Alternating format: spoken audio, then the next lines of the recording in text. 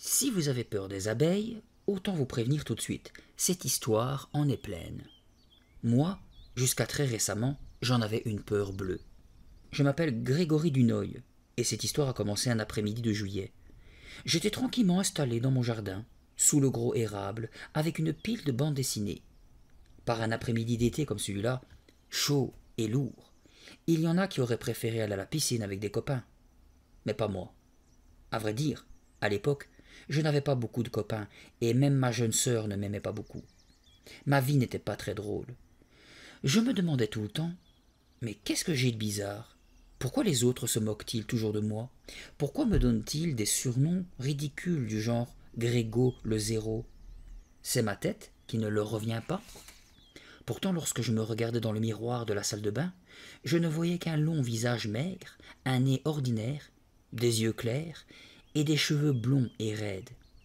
Un visage ni beau ni laid. Ce bruit terrifiant m'arracha à mes tristes pensées. Un bourdonnement. C'était un bourdonnement d'abeilles. Je m'assis brusquement et regardai autour de moi. Je ne vis d'insectes nulle part, et cependant le bourdonnement persistait. Ça y est, me dis-je, c'est encore les sales bestioles de monsieur Anvers. Il va me gâcher la journée, une fois de plus. Encore ce bruit insupportable. Je me mis à plat ventre pour scruter à travers la haie le jardin du voisin. Et voilà, j'en étais sûr. Monsieur Anvers était encore en train de s'activer autour de ses ruches.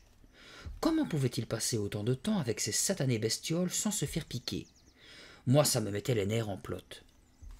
Je me redressai et avançai prudemment sur les genoux de façon à le surveiller sans qu'il me voie. La dernière fois qu'il m'avait surpris à l'observer, il avait fait toute une histoire. À l'entendre, on aurait cru qu'il y a des lois pour interdire aux gens de s'asseoir dans leur propre jardin. Qu'est-ce que ça veut dire? Avait-il aboyé. Aurait-on créé un comité de surveillance sans m'en avertir? Est-ce que les services secrets recrutent des espions de 10 ans maintenant? Cette dernière remarque m'avait particulièrement blessé, car M. Anvers savait parfaitement que j'avais 12 ans. Autant l'avouer tout de suite, à cette époque, j'avais peur de pas mal de choses. Des chiens, du noir, des bruits violents. J'avais peur de nager dans des lacs ou dans la mer. J'avais même peur de cette sale bête de Grisby, le chat de ma sœur. Mais par-dessus tout, j'avais peur des abeilles, ce qui n'est vraiment pas de chance quand on a pour voisin un passionné d'apiculture. Brusquement, je sursautai. Grisby venait de surgir sans bruit à côté de moi. Je sifflai entre mes dents. « Toi, fiche-moi la paix, tu veux ?» Grisby arrondit le dos et vint se frotter contre ma jambe. Puis, méchamment, il me planta ses griffes dans la peau. « Aïe !» criai-je, en lui lançant un coup de pied. « Fiche le camp, sale bête !» Je n'arrivais pas à comprendre que Véro puisse être attaché à ce point à cette créature. Ma sœur prétendait que son chat me sautait dessus parce qu'il m'aimait. Peut-être, mais moi, je ne l'aimais pas. Je réussis finalement à me débarrasser de Grisby et me réinstaller à mon poste d'observation. J'avais peur des abeilles, mais curieusement, elles me fascinaient. Je ne pouvais pas m'empêcher de guetter M. Anvers. Heureusement, il gardait ses ruches dans une sorte d'enclos finement grillagé derrière son garage. Cela me rassurait un peu. M. Anvers portait son vêtement de travail habituel qui le faisait ressembler à un extraterrestre échappé d'un film d'épouvante. Une sorte de combinaison blanche et un chapeau avec un voile protégeant le visage. Des ficelles fermaient étroitement la combinaison aux poignets et aux chevilles. Je remarquai une fois de plus qu'il ne portait pas de gants. Il s'en était vanté un jour devant mon père. J'étais là aussi, mais M. Anvers avait fait comme si je n'existais pas. Voyez-vous, Dunoy, les apiculteurs amateurs protègent leurs mains avec des gants. Les plus courageux portent des sortes de mitaines qui laissent les doigts libres pour une meilleure précision. Mais un véritable apiculteur, tel que moi, travaille à main nue. Mes abeilles ont confiance en moi. Les abeilles sont beaucoup plus intelligentes qu'on l'imagine, vous savez. Tu parles, ricanai-je en moi-même. Si elles sont si intelligentes, tes abeilles, pourquoi reviennent-elles bêtement dans tes ruches? Pour te laisser leur voler leur miel, peut-être? Le bourdonnement qui s'élevait des ruches s'amplifiait, menaçant. Je me levai, m'approchai de la haie qui séparait nos deux jardins pour voir ce qui se passait. Alors je poussai un cri. Le vêtement blanc de M. Anvers n'était plus blanc. Il était noir. M. Anvers était totalement recouvert d'abeilles. Elles venaient se poser sur lui, rampant sur ses bras, sa poitrine, sa tête. Son chapeau et son voile remuaient comme s'il était vivant. Il ne craignait donc pas tous ces dards qui pouvaient s'enfoncer dans sa peau. J'étais là, debout contre la haie, quand monsieur Anvers me cria soudain « Grégory, va-t'en !» Hein? Je restai immobile, comme paralysé. « Les abeilles !» hurla monsieur Anvers. « Elles sont devenues folles. Cours, va te mettre à l'abri !» Jamais je n'ai couru aussi vite de ma vie. Je traversai la cour en 3 enjambées. Je franchis d'un bond les marches du perron, j'ouvris la porte à la volée et m'engouffrai dans la cuisine. Appuyé contre la table, je tentai de reprendre mon souffle. En tendant l'oreille, je percevais encore le ronflement de colère des abeilles dans le jardin d'à côté. Mais j'entendis également un autre son. Un rire qui ressemblait fort au rire de monsieur Anvers. Prudemment, j'entr'ouvris la porte. Le voisin était en bas des marches. Il avait retiré son chapeau et son voile, et il souriait jusqu'aux oreilles. « Si tu avais vu ta tête, mon pauvre Grégory, et comment tu t'es mis à galoper, tu ne peux pas savoir comme tu étais drôle. » Je le regardais fixement. « Mais vos abeilles, elles ne vous ont pas attaqué ?» Monsieur Anvers s'envoya une grande claque sur la cuisse. « Bien sûr que non, je contrôle toujours parfaitement mes petites bêtes. » Il s'essuya le front d'un revers de main. « Bien sûr, expliqua-t-il, je dois parfois récupérer quelques égarés avec mon filet, mais elles savent toutes que mes ruches sont les meilleurs logis qu'elles puissent trouver. » Alors c'était une blague? Vous pensiez peut-être que j'allais trouver ça drôle? J'aurais voulu prendre une voix irritée, mais c'est difficile quand on tremble encore comme une feuille. « J'espère que ça te servira de leçon, répliqua sèchement monsieur Anvers, et que tu cesseras enfin de m'espionner à longueur de journée. » Il tourna les talons et rentra chez lui. J'étais dans une rage noire. Quel méchant tour il m'avait joué, comme si les moqueries des gosses de mon âge ne me suffisaient pas. J'abattis violemment mon poing sur la table de la cuisine, juste au moment où ma mère entrait. « Et là, Greg, s'exclama-t-elle, ne casse pas le matériel par pitié. Je venais me faire un petit goûter. Tu en veux un? » Je veux bien, marmonnai-je en m'asseyant devant la table. Beurre et confiture de fraises, comme d'habitude? J'approuvais de la tête. La confiture de fraises a toujours été ma préférée. Maman fouillait dans le placard. Ah, tiens, je crois bien qu'il n'y a plus de confiture de fraises. Il va falloir se contenter de ça, ajouta-t-elle en brandissant un petit pot de verre. Qu'est-ce que c'est? Demandai-je. Du miel. Du miel? Hurlai-je. Je déteste le miel. Un peu plus tard, comme je ne savais pas trop quoi faire, je décidai de me balader du côté du terrain de jeu. En passant près des balançoires, j'aperçus une bande de garçons et de filles de mon école qui se préparaient pour une partie de volley-ball. Je les rejoignis. Peut-être, qui sait, peut-être me laisserait-il jouer. Un garçon nommé Louis disait « Gaël et moi, on choisit nos équipes, d'accord ?» J'arrivai au bon moment.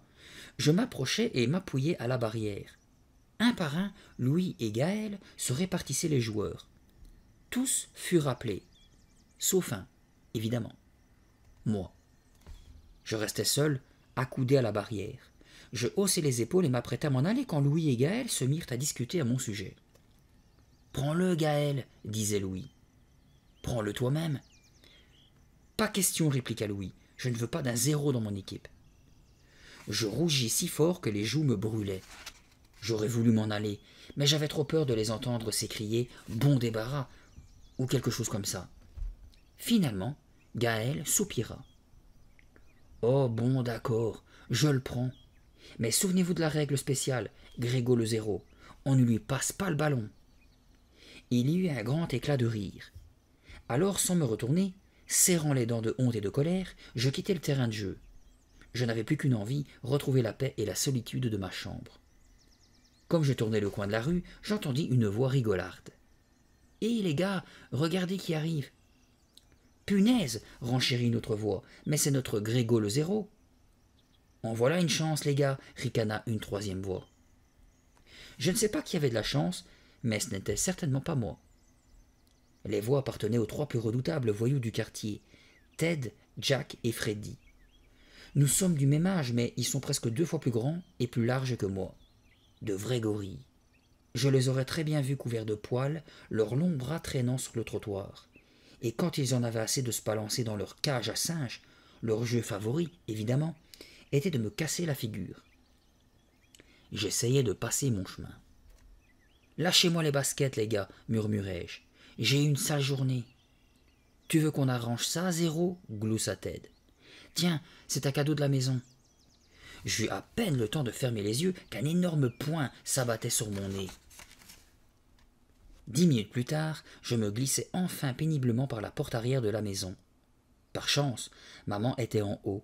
Elle ne verrait pas mon nez sanguinolent, ni ma chemise déchirée, et elle ne me menacerait pas de téléphoner sur le champ aux parents des 3 terreurs. Si jamais elle faisait ça, la prochaine fois, il me tuerait carrément. Je montais l'escalier quand Grisby trouva bon de passer à l'attaque. J'étais dans un tel état de nerfs que je faillis tomber à la renverse. « Fiche le camp, espèce de babouin !» grondai-je.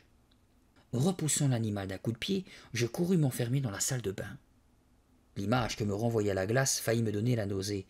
J'étais bon pour jouer les figurants dans la poupée sanglante. Je tamponnais mon nez à l'eau froide, je nettoyais soigneusement toutes les traces de sang. Puis, comme je venais d'entendre maman redescendre, j'en profitai pour quitter discrètement les lieux et titubai jusqu'à ma chambre. J'enlevai ma chemise déchirée et la fourrai en boule derrière mon lit. J'en enfilai une autre, puis je rejoignis maman et Véro à la cuisine. Maman venait de brancher le mixeur et posait des œufs sous la table.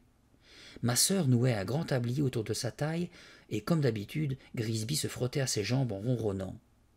Avec elle, il avait tout du chaton innocent. Pourquoi se comportait-il avec moi comme une bête sauvage?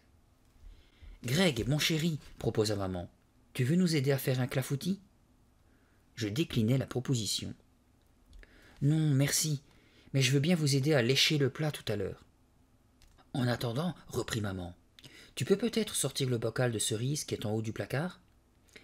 J'essaie une nouvelle recette et je crois que ça va être bon. »« Sûrement, approuvai-je, du moment que tu n'y ajoutes pas du miel. » J'ouvris le placard et en sortis le bocal. Je tentai de dévisser le couvercle, mais il résistait. Je tournai de toutes mes forces, rien à faire. Je coinçai le bocal contre le rebord de la table pour avoir une meilleure prise. Aucun résultat.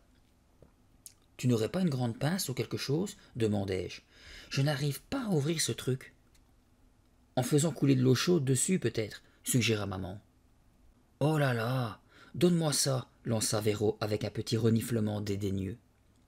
Elle traversa la pièce, m'enleva le bocal des mains et rien qu'avec 2 doigts, elle dévissa le couvercle. Elle éclata de rire en renversant la tête en arrière et maman en fit autant. Eh oui, ma propre mère riait de moi. « Tu n'as pas mangé assez d'épinards ces jours-ci » fit-elle, moqueuse. « Je m'en vais, grommelai-je, et je ne reviendrai jamais. » Mais elle riait de si bon cœur qu'elles ne m'ont sûrement pas entendu. Je sortis en claquant la porte. Malheureux comme les pierres, je décidai d'aller faire un tour en vélo pour me changer les idées. Mon vélo était tout neuf, bleu, avec changement de vitesse. Un chouette beau vélo. C'était papa qui me l'avait offert pour mon anniversaire. Je sautai dessus et pédalai vers le haut de la rue. Arrivé au tournant, j'aperçus 2 filles qui marchaient vers moi en bavardant. « Waouh !» pensai-je. « Voilà Cathy et Lisa. Ce sont des filles de mon école. Elles sont vraiment jolies toutes les 2, et plutôt sympas. Je dois avouer que j'ai un faible pour Cathy. À la fête de l'école, elle m'a souri plusieurs fois. Enfin, je crois que c'est bien à moi qu'elle souriait. Aussi, quand j'ai vu ces 2 filles qui venaient vers moi, j'ai vraiment eu envie de me montrer sous mon meilleur jour. Je tournai ma casquette pour mettre la visière dans le cou, puis je croisai les bras sur ma poitrine et continuai de pédaler d'un air décontracté. Arrivé à leur hauteur, je leur lançai mon sourire le plus séducteur. Je sentis alors un choc dans ma basket gauche. Mon lacet défait venait de se prendre dans la chaîne. Mon vélo se cabra, se mit à zigzaguer dangereusement. « Grégory !» cria Cathy. « Attention, une voiture !» Percutant un lampadaire, je culbutai sur le trottoir dans un affreux crissement de métal tordu. Je pris violemment contact avec le sol, le nez dans une flaque tiède et visqueuse, laissée par un orage récent. La voiture me dépassa dans un rugissement de moteur. Je me relevai péniblement en essuyant la boue qui maculait mon visage. Comme séducteur, je ne faisais décidément pas le poids. Ma triste situation aurait pu m'attirer au moins quelques sympathies. Même pas. Mes oreilles résonnaient encore du grand éclat de rire qui avait accompagné ma chute. Il faut mettre des petites roulettes à son vélo, tu sais, quand on ne sait pas encore bien en faire, me lança Cathy. Je ne m'étais jamais senti aussi humilié de ma vie. Si seulement j'avais pu prendre racine dans cette flaque de boue et me transformer en arbre. On ne se moque pas d'un arbre. Oui, sérieusement, à ce moment précis, j'aurais voulu être un arbre. Ou un oiseau. Ou une punaise. N'importe quoi qui ne soit pas moi. Ruminant ces tristes pensées, je relevai mon vélo tordu, décidé à disparaître du lieu de mes exploits avant que quelqu'un d'autre ne passe par là. Heureusement, je n'avais pas à le traîner bien loin. Pour la deuxième fois dans la même journée, je me faufilai dans la maison aussi discrètement que possible et me précipitai dans la salle de bain pour nettoyer les dégâts. Mon reflet dans le miroir me révéla que cette fois, j'aurais du mal à dissimuler à maman mes bleus et mes écorchures. « Oh, et puis qu'est-ce que ça peut faire ?» grommelai-je, en lavant mes mains et mon visage boueux. « Ça lui donnera encore une bonne raison de rire de moi, et voilà tout. » Je retournai dans ma chambre, enfilai ma dernière chemise propre et tâchai de trouver quelque chose pour m'occuper. Finalement, je branchai mon ordinateur. Jouer avec mon ordinateur est l'une des rares activités qui me procure un réel plaisir. Quand je suis embarqué dans l'univers d'un jeu vidéo, j'arrive à oublier que je suis ce raté qu'on surnomme Grégory le Zéro. Je décidai d'affronter une nouvelle fois les maléfices de la planète Monstro qui me tenait en échec depuis 2 jours. Monstro, ça c'est un jeu. On y a un personnage appelé le guerrier, prisonnier de la planète, et il faut se sortir d'un tas de situations impossibles. Mais avant de commencer une nouvelle partie, je voulus jeter un coup d'œil sur la boîte aux lettres. C'est un service très pratique qui permet de communiquer avec d'autres joueurs et d'échanger des astuces. J'avais laissé un message la veille, demandant si quelqu'un pouvait m'indiquer un moyen de vaincre le dragon à 2 têtes qui me dévorait régulièrement quand je débarquais sur la 3e lune. Quand je fus connecté, je lus sur l'écran les messages suivants. Pour Martin, à Houston. As-tu essayé les feuilles d'eucalyptus pour te sortir de la forêt des pluies? C'est un contrepoison très efficace quand on a été mordu par les fourmis venimeuses. De Dora, Armon. Pour Mick, à Los Angeles. Le seul moyen d'échapper au naufrage de ton vaisseau spatial, dans la conquête de l'espace 20, c'est de gonfler d'oxygène ta combinaison et de te laisser flotter. De Steve, Dallas. Pour Grégory, à Dumbstone. Frappe le dragon entre les yeux, sur les 2 têtes en même temps. Pour moi, ça a marché. De Jennifer, Watermile. Merci du conseil, marmonnai-je. J'avais essayé au moins 300 fois de frapper le dragon entre les yeux, mais j'avais été dévoré avant même d'avoir pu lever mon épée. Comment s'y prenait-elle donc, cette Jennifer de Watermile? Je décidai de laisser un nouveau message à cette Jennifer pour avoir un peu plus de détails, mais je remarquai alors le début d'une annonce tout en bas de l'écran. Je la lus, puis je la relus attentivement. Prenez congé de vous-même. Échangez votre personnalité avec quelqu'un pour la durée de votre choix.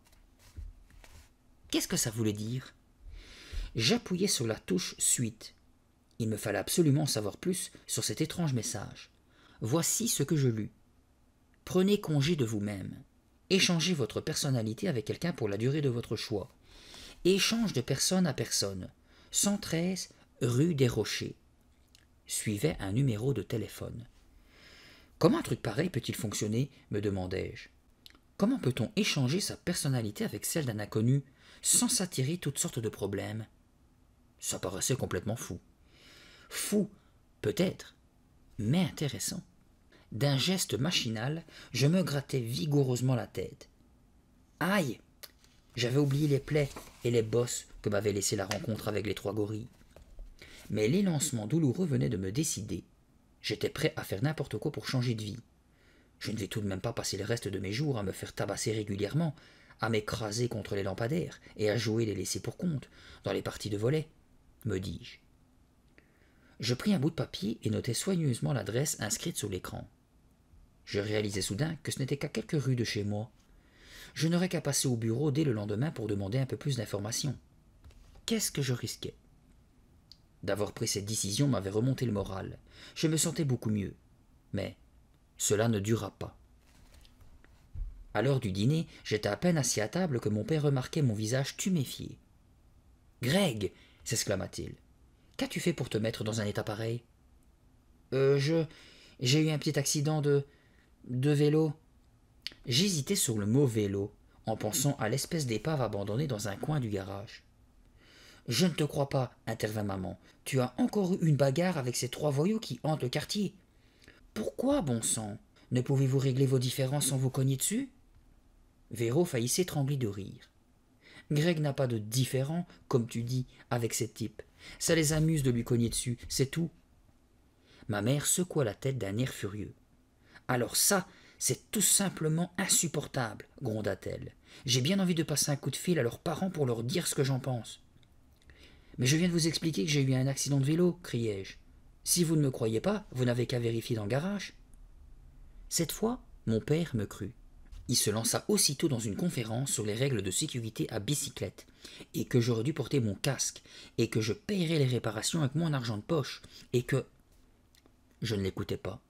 Tout en mangeant machinalement, je réfléchissais à ma prochaine visite le lendemain auprès du bureau d'échange de personne à personne. J'étais définitivement décidé à changer de vie. Le plus tôt sera le mieux, me disais-je. Inutile d'attendre.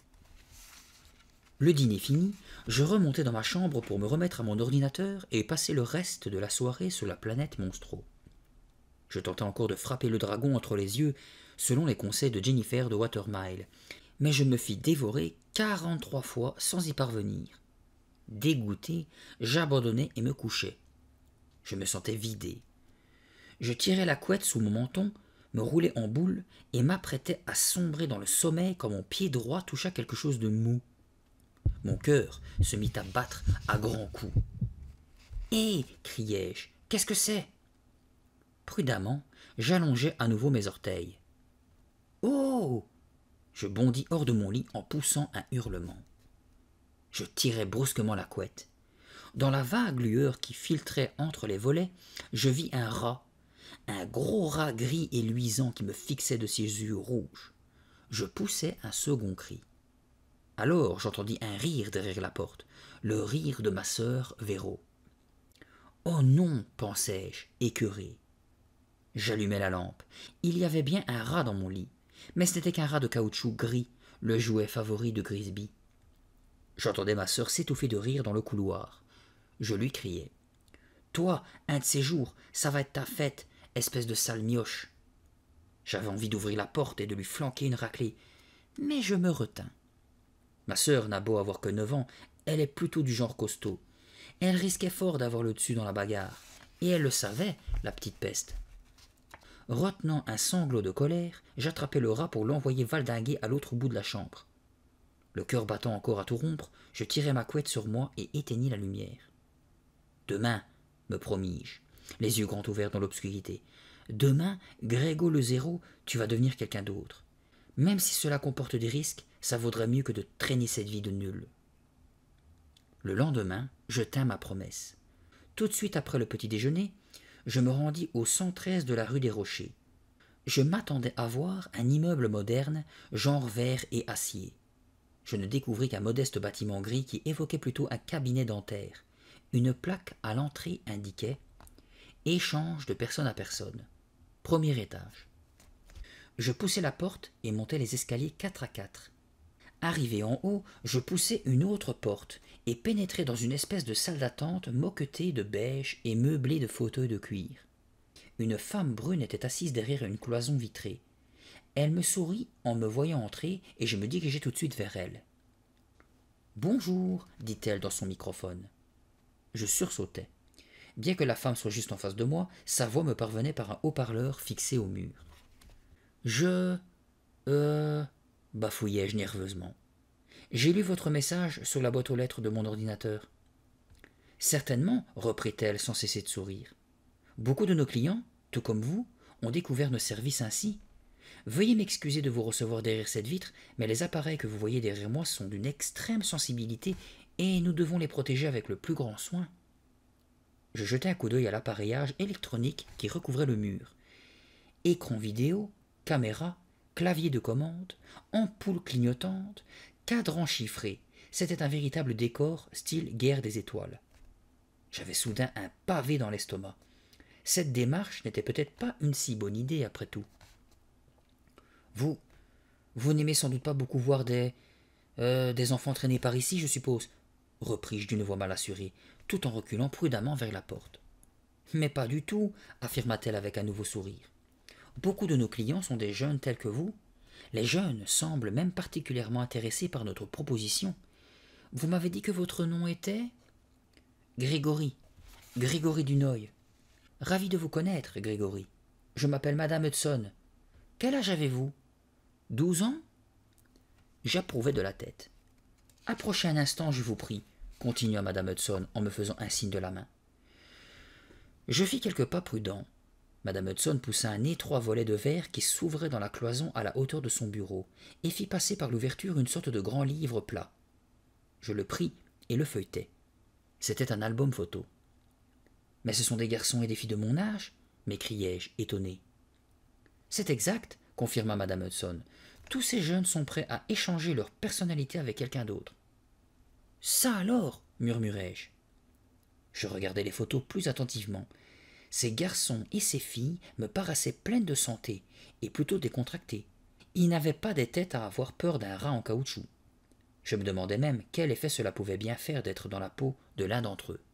« Vous pouvez choisir, » expliqua Madame Hudson. « Avec quel garçon, ou même avec quelle fille, cela n'a pas d'importance. Aimeriez-vous échanger votre personnalité ?»« Mais ça fonctionne comment ?» m'inquiétai-je. « Est-ce que je dois aller vivre chez quelqu'un d'autre ? Aller à son école, porter ses vêtements ?» Madame Hudson se mit à rire. « C'est bien plus intéressant que ça, Grégory. Avec notre service d'échange, vous devenez réellement l'autre personne, le temps que vous désirez. » « Comment ça ? Notre système permet de transporter en toute sécurité votre esprit dans un autre corps. Et c'est absolument sans douleur, assura Madame Hudson. Vous serez le seul à savoir que vous êtes bien vous. Personne d'autre ne vous reconnaîtra, pas même vos propres parents. » « Mais, demandai-je, un peu désemparé, et mon corps, est-ce qu'il va rester stocké quelque part ? Pas du tout. Notre agence s'engage à trouver quelqu'un qui occupera votre corps pendant la durée de l'échange. Votre famille ne s'apercevra même pas de votre absence. Pensant à ma carcasse maigrichonne, je me demandais qui pourrait bien avoir envie de l'emprunter, même pour quelques jours. Madame Hudson s'adossa à sa chaise. « Alors, qu'en pensez-vous, Grégory ? Êtes-vous intéressé ?» Je plongeai mon regard dans ses yeux noirs. J'avais la gorge nouée et une sueur froide me coulait le long du dos. Cette affaire me paraissait plutôt bizarre. Tout ça me donnait la chair de poule. Répondis-je enfin. Je ne sais pas. Je ne suis pas tout à fait sûr. Ne vous inquiétez pas, me rassura Madame Hudson. La plupart de nos clients ont besoin d'un moment de réflexion avant de se décider à cet échange de personnalité. C'est bien normal. Pensez-y tranquillement, nous avons tout le temps.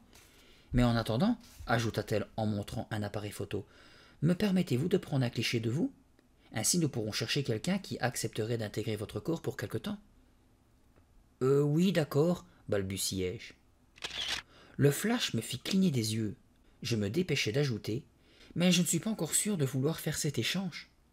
Cela ne vous engage à rien, assura Madame Hudson. Remplissez simplement ce questionnaire.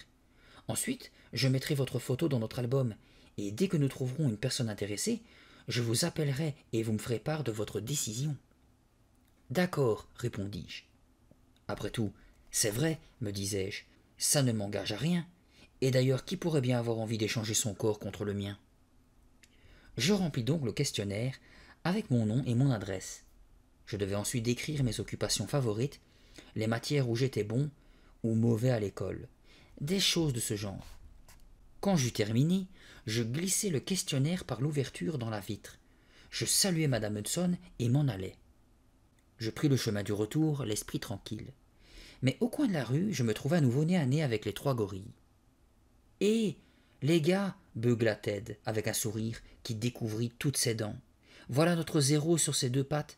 On n'a pas fait du très bon boulot hier, on dirait. » Une fois de plus, ils me tombèrent dessus. 3 minutes plus tard, j'étais par terre et je les regardais s'éloigner de mon seul œil encore ouvert. « Allez, salut, bonne journée !» me lança Ted. Et je les entendis s'esclaffer tous les trois. Je m'assis et martelai le trottoir de mes poings. « J'en ai marre, sanglotai-je. Je veux être quelqu'un d'autre, n'importe qui d'autre. » Péniblement, je me remis debout. Je vais le faire, décidai-je, et personne ne m'en empêchera.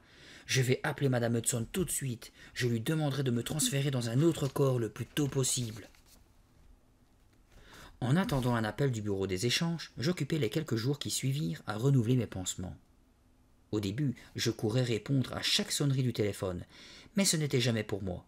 C'était généralement l'une ou l'autre des copines de ma sœur en veine de bavardage. Un après-midi, comme je lisais un roman de science-fiction à ma place habituelle, sous le gros érable, j'entendis des pas et levai les yeux de mon livre. C'était M. Anvers qui traversait sa pelouse, vêtu de sa combinaison d'apiculteur.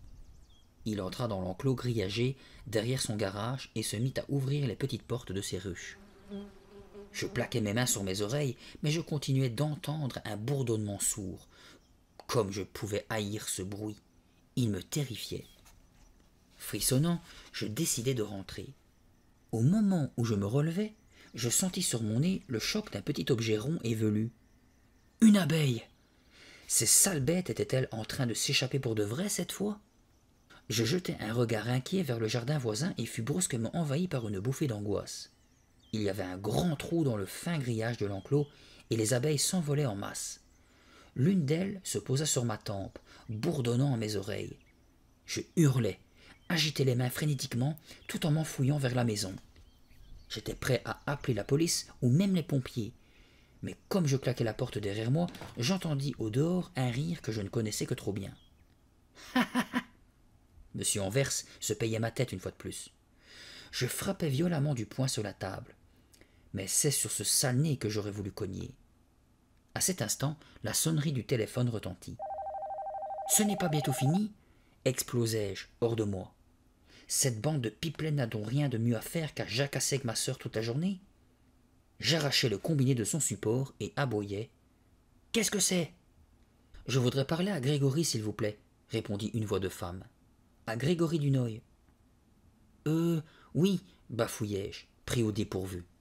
C'est moi. »« Bonjour Grégory, c'est madame Hudson, du bureau des échanges de personne à personne. Vous vous souvenez de moi ?» Mon cœur se mit à tambouriner dans ma poitrine. « Oui, bien sûr, je me souviens. »« Eh bien, si vous êtes toujours intéressé, nous avons une possibilité d'échange pour vous. »« Une possibilité ? » ?»« Absolument. Un jeune homme de votre âge serait prêt à changer de corps avec vous. » J'hésitai une seconde. Puis, jetant un coup d'œil à la fenêtre, je vis une grosse abeille rayée qui rampait à l'extérieur de la vitre. J'avais encore dans l'oreille l'insupportable rire moqueur de M. Anvers. « Oui, répondis-je d'une voix ferme. Je suis tout à fait intéressé. Quand pouvons-nous nous faire l'échange ? Mais dès aujourd'hui, déclara madame Hudson, chez vous, si cela vous convient. Je réfléchis rapidement, sentant mon sang cogner dans mes artères. Mes parents étaient sortis, Véro passait l'après-midi chez une copine.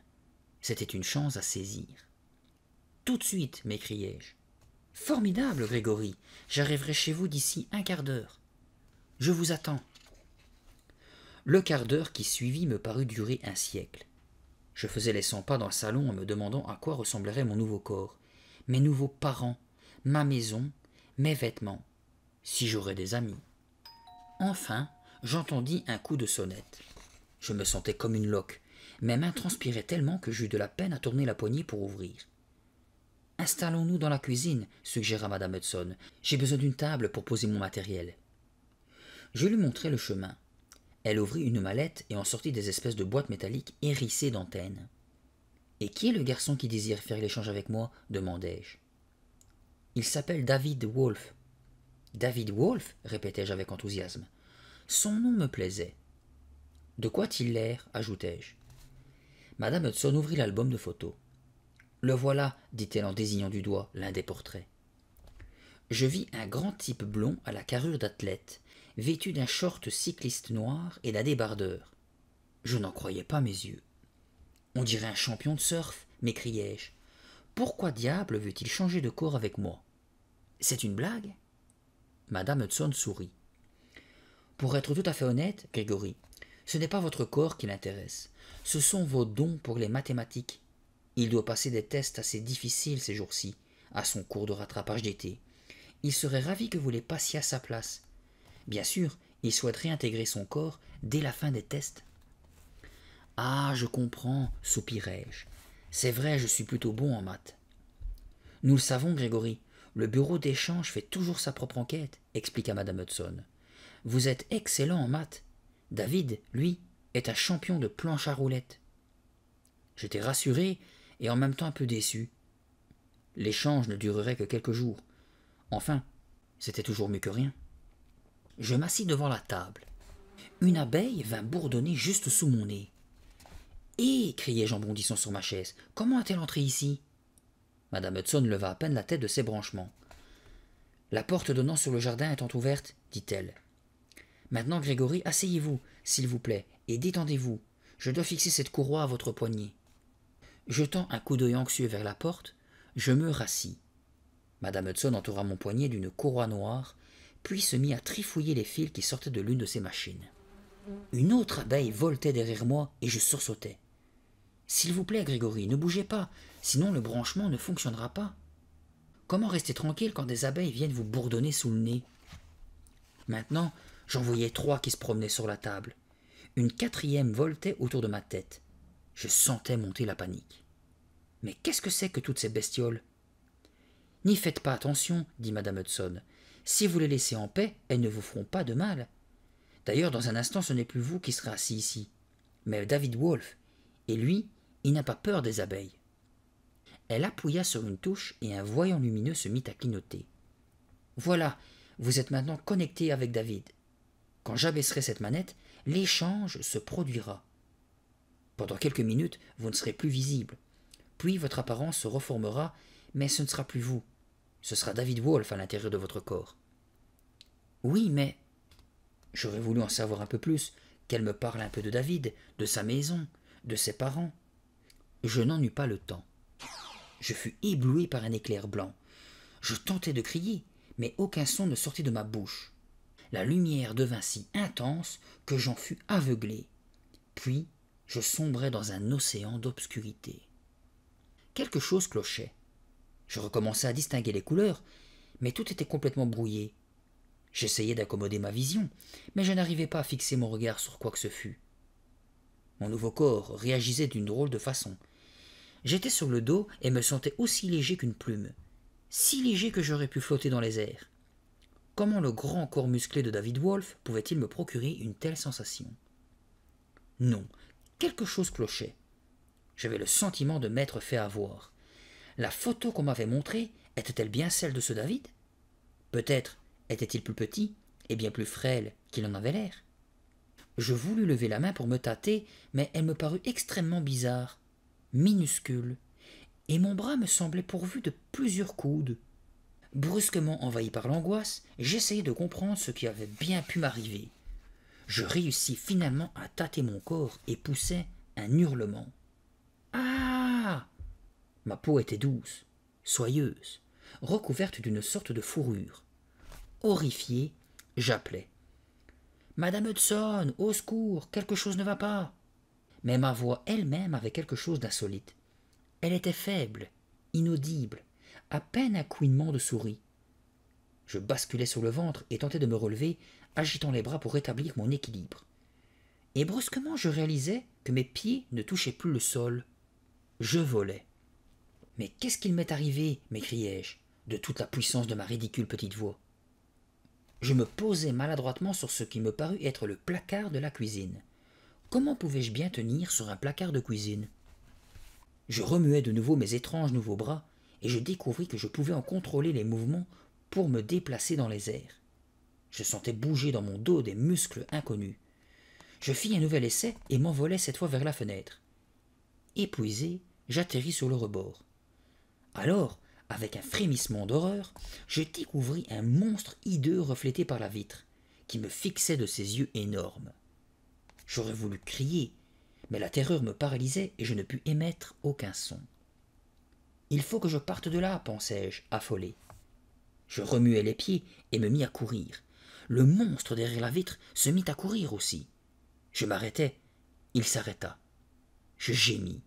« Oh non, s'il vous plaît, faites que ce ne soit pas vrai. » Je venais de comprendre l'épouvantable vérité.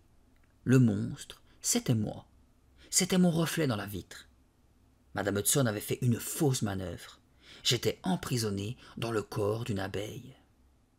Je ne sais combien de temps je restais là, sur le rebord de cette fenêtre, à fixer mon reflet dans la vitre.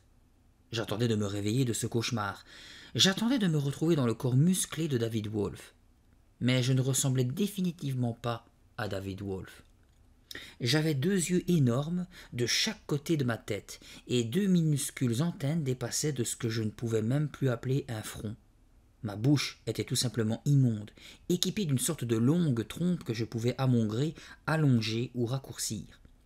J'avais 3 pattes de chaque côté de mon corps velu et des ailes accrochées dans le dos. J'étais devenu l'un de ces insectes dégoûtants que je haïssais tellement. « Madame Hudson, au secours !» criai-je à nouveau. « Quelque chose n'a pas marché, aidez-moi !» Qu'est-ce que c'était que ce bruit? Oh non! Je réalisai soudain que Madame Hudson était partie, claquant la porte derrière elle. Je me souvenais de ce qu'elle m'avait expliqué juste avant d'abaisser la manette fatale. Pendant quelques instants, j'allais devenir invisible. Était-elle donc si pressée pour ne pas attendre que mon apparence se reforme? Était-elle donc si sûre de la réussite de l'opération? Une fois de plus, je venais de me faire avoir. Et cette fois, de la façon la plus horrible qui soit. Mais Madame Hudson était mon seul espoir. Il fallait que je la rattrape. Il fallait que je lui explique ce qui m'était arrivé. « Attendez !» appelai-je de toutes mes forces. « Madame Hudson, attendez-moi !» Battant des ailes comme un fou, je passai de la cuisine au salon. Par la fenêtre, je vis sa voiture encore garée devant la maison, mais la porte d'entrée était fermée, et une abeille est incapable d'ouvrir une porte. J'étais prisonnier dans ma propre maison. « La porte de derrière, elle est entr'ouverte. » Je me rappelai soudain que Madame Hudson en avait fait la remarque. C'était par là que ces maudites abeilles étaient entrées dans la cuisine. Je pris mon essor et constatai que je me dirigeais de mieux en mieux, mais je ne m'attardai pas sur cette pensée. Mon unique souci était de rattraper Madame Hudson avant qu'elle ne s'en aille. Je me faufilai par l'étroite ouverture de la porte, appelant désespérément « Madame Hudson, attendez-moi! Vous avez tout raté, je suis devenue une abeille! Aidez-moi !» Mais ma voix était si ténue qu'elle ne m'entendait pas. Je la vis ouvrir sa portière et s'installer au volant. Ma seule chance de redevenir moi-même était sur le point de disparaître. Que faire? Comment attirer son attention? Je volai droit à la hauteur de sa tête et bourdonnai à son oreille. « Madame Hudson, c'est moi, Grégory !» Elle poussa un léger cri et fit un geste de la main, le geste que l'on fait pour chasser un insecte importun. Je fus projeté vers le sol et m'écrasai brutalement sur la chaussée. Tout endolori, je bougeai la tête pour essayer de me repérer. Je découvris alors que je possédais aussi des sortes d'yeux minuscules disposés en triangle au sommet de la tête. Je les utilisais pour mieux voir. Alors je poussai un hurlement de terreur. Un énorme pneu s'était ébranlé et commençait à rouler droit sur moi. Madame Hudson allait m'écraser sous sa roue. J'allais être aplati comme le vulgaire insecte que j'étais. Je restais paralysé de terreur. Même avec mon étrange vision brouillée d'abeilles, je distinguais les profondes rainures de pneus qui roulaient lentement vers moi. Plus près. Plus près. « Il faut que je m'envole de là, me dis-je, affolé. Mais dans ma panique, j'étais incapable de contrôler les muscles inconnus qui faisaient fonctionner mes ailes. Je vais être écrasé. J'émis un faible cri, le dernier. Et la voiture s'arrêta. Tremblant de tout mon corps, je réussis enfin, je ne sais comment, à me propulser dans les airs. Oui, je volais de nouveau. Je pouvais voir Madame Hudson assise à son volant. Elle avait arrêté sa voiture le temps d'attacher sa ceinture. « Eh bien, soupirai-je, les ceintures de sécurité peuvent réellement sauver des vies. » Je tentai encore une fois d'appeler Madame Hudson, mais en vain. Je regardais, impuissant, la voiture s'éloigner jusqu'à ce qu'elle ne soit plus qu'une vague tache de couleur. Alors, épuisé, gonflé d'angoisse, je m'envolai en bourdonnant vers un buisson de lilas et me posai sur une feuille. C'était moins une, me dis-je, tâchant de reprendre mon souffle. Une grosse chenille verte qui rampait sur une tige voisine s'approcha et se mit à mâcher à grand bruit le bord de la feuille où je m'étais posé. Je n'avais encore jamais vraiment observé une chenille jusqu'à présent. Vu de près, c'était vraiment une bête horrible, une espèce de dragon. « Va-t'en de là !» menaçai-je de ma minuscule voix. Elle ne tourna même pas la tête. Les chenilles sont peut-être sourdes. J'entendis alors des pas dans l'allée et oubliai aussitôt ce répugnant animal. J'utilisai mes yeux de côté pour mieux voir. C'était maman. « Maman! Oh maman! Je suis là !» lançai-je de toutes mes forces. Elle ne m'entendit pas. Je la vis monter les marches du perron et disparaître à l'intérieur de la maison. Je me sentis envahi par une vague de détresse. Ma propre mère ne pouvait même pas me reconnaître. Je m'envolai de la feuille et me mis à bourdonner désespérément devant les fenêtres de la façade. Je contrôlais maintenant parfaitement le mouvement de mes ailes, mais ce que j'aperçus à travers la vitre me causa un tel choc que je tombai brusquement dans l'herbe. Ma mère était dans le salon et elle me parlait. Du moins, c'était ce qu'elle croyait. Mais moi, je savais bien que ce n'était pas moi.